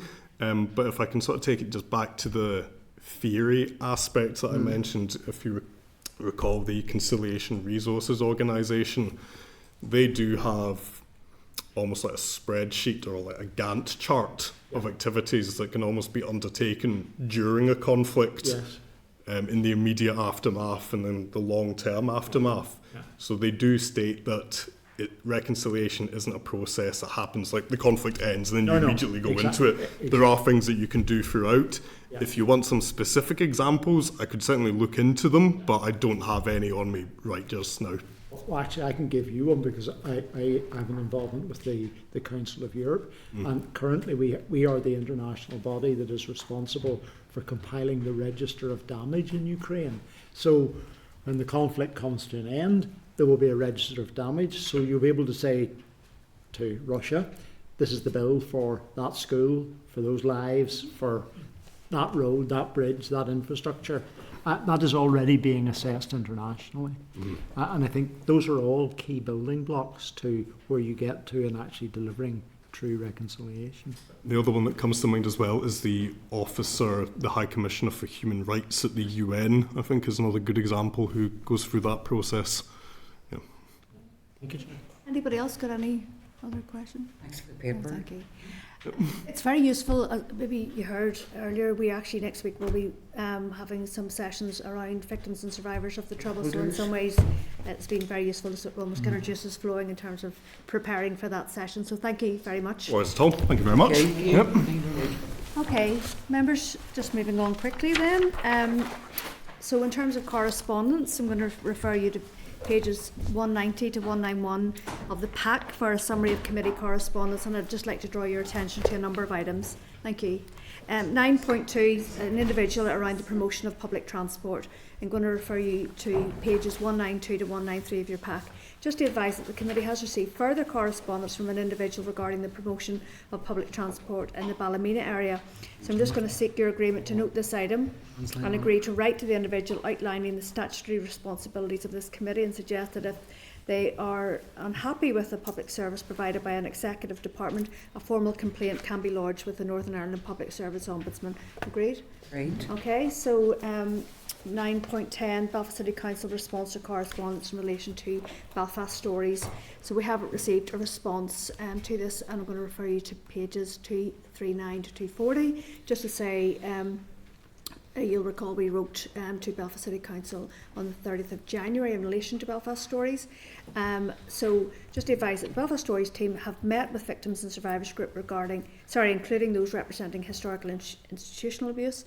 Feedback from the groups has been positive, and although not at the stage of having the Belfast Stories visitor experience agreed, the Belfast Stories team are committed to continue to engage with victims and survivors of HIA as the programme develops. So I think that's positive. I think we note that for now and agree to keep a watching brief on the issue. Great. Okay. 9.11, and this in relation to Relatives for Justice and the Victims Payment Board. Refer you to pages 241 to 252 of the pack. Just to advise that the committee has received a response from TEO to the committee's correspondence on the 14th of April 2025 regarding the Victim Payment Scheme, and correspondence from Relatives for Justice in relation to the scheme and surrounding the scheme itself. So just to ask you to note and agree to schedule an oral briefing with the Victims Payment Board before summer recess to provide an update on its business transformation project ahead of the scheme's closure to new applications in August 2025. Just before I bring you in, Clark, I just would, is there any reason why we haven't had a response to that? Am I reading that right? Yes, the committee wrote to the department on this in April 2025, and we received the response a number of days ago. Was there any justification or any rationale for why it's taken so long to get that response? Nothing in the correspondence, no. Okay. I had expected the first line to say apologies for the length Exactly. of time. So, depending on what the stakeholders say next week, we may need to get the Victims VSS and the Victims Payment Board in as well, Yes. because I imagine there's loads of what we've discussed previously it's going to come up. Yeah, absolutely. Okay, so I'm just going to ask the clerk to read some other items into the record. Thank you. Thank you, Chair. Item 9.3 is the Northern Ireland Youth Assembly monthly update for January 2026. Item 9.4 is a news release from the Department on the announcement of senior civil service leadership appointments. Item 9.5 is a copy of correspondence from the Committee for Health to the First Minister and Deputy First Minister regarding legislation on minimum unit pricing for alcohol. Item 9.6 is a news release from the Department where the First Minister and Deputy First Minister welcomed Catherine Connolly, the President of Ireland, to Stormont Castle. Item 9.7 is the official Hansard report of the inquiry in mother and baby institutions, Magdalen Laundries and Workhouses and Redress Scheme Bill of the committee report of the 28th of January 26. Item 9.8 is the official report of when the committee met with the international bureaus of the 28th of January 2006. And finally, item 9.9 is the 55th report of the Examiner Strategy Rules, and there are no rules for the attention of this committee. Okay, anybody want to raise anything? No.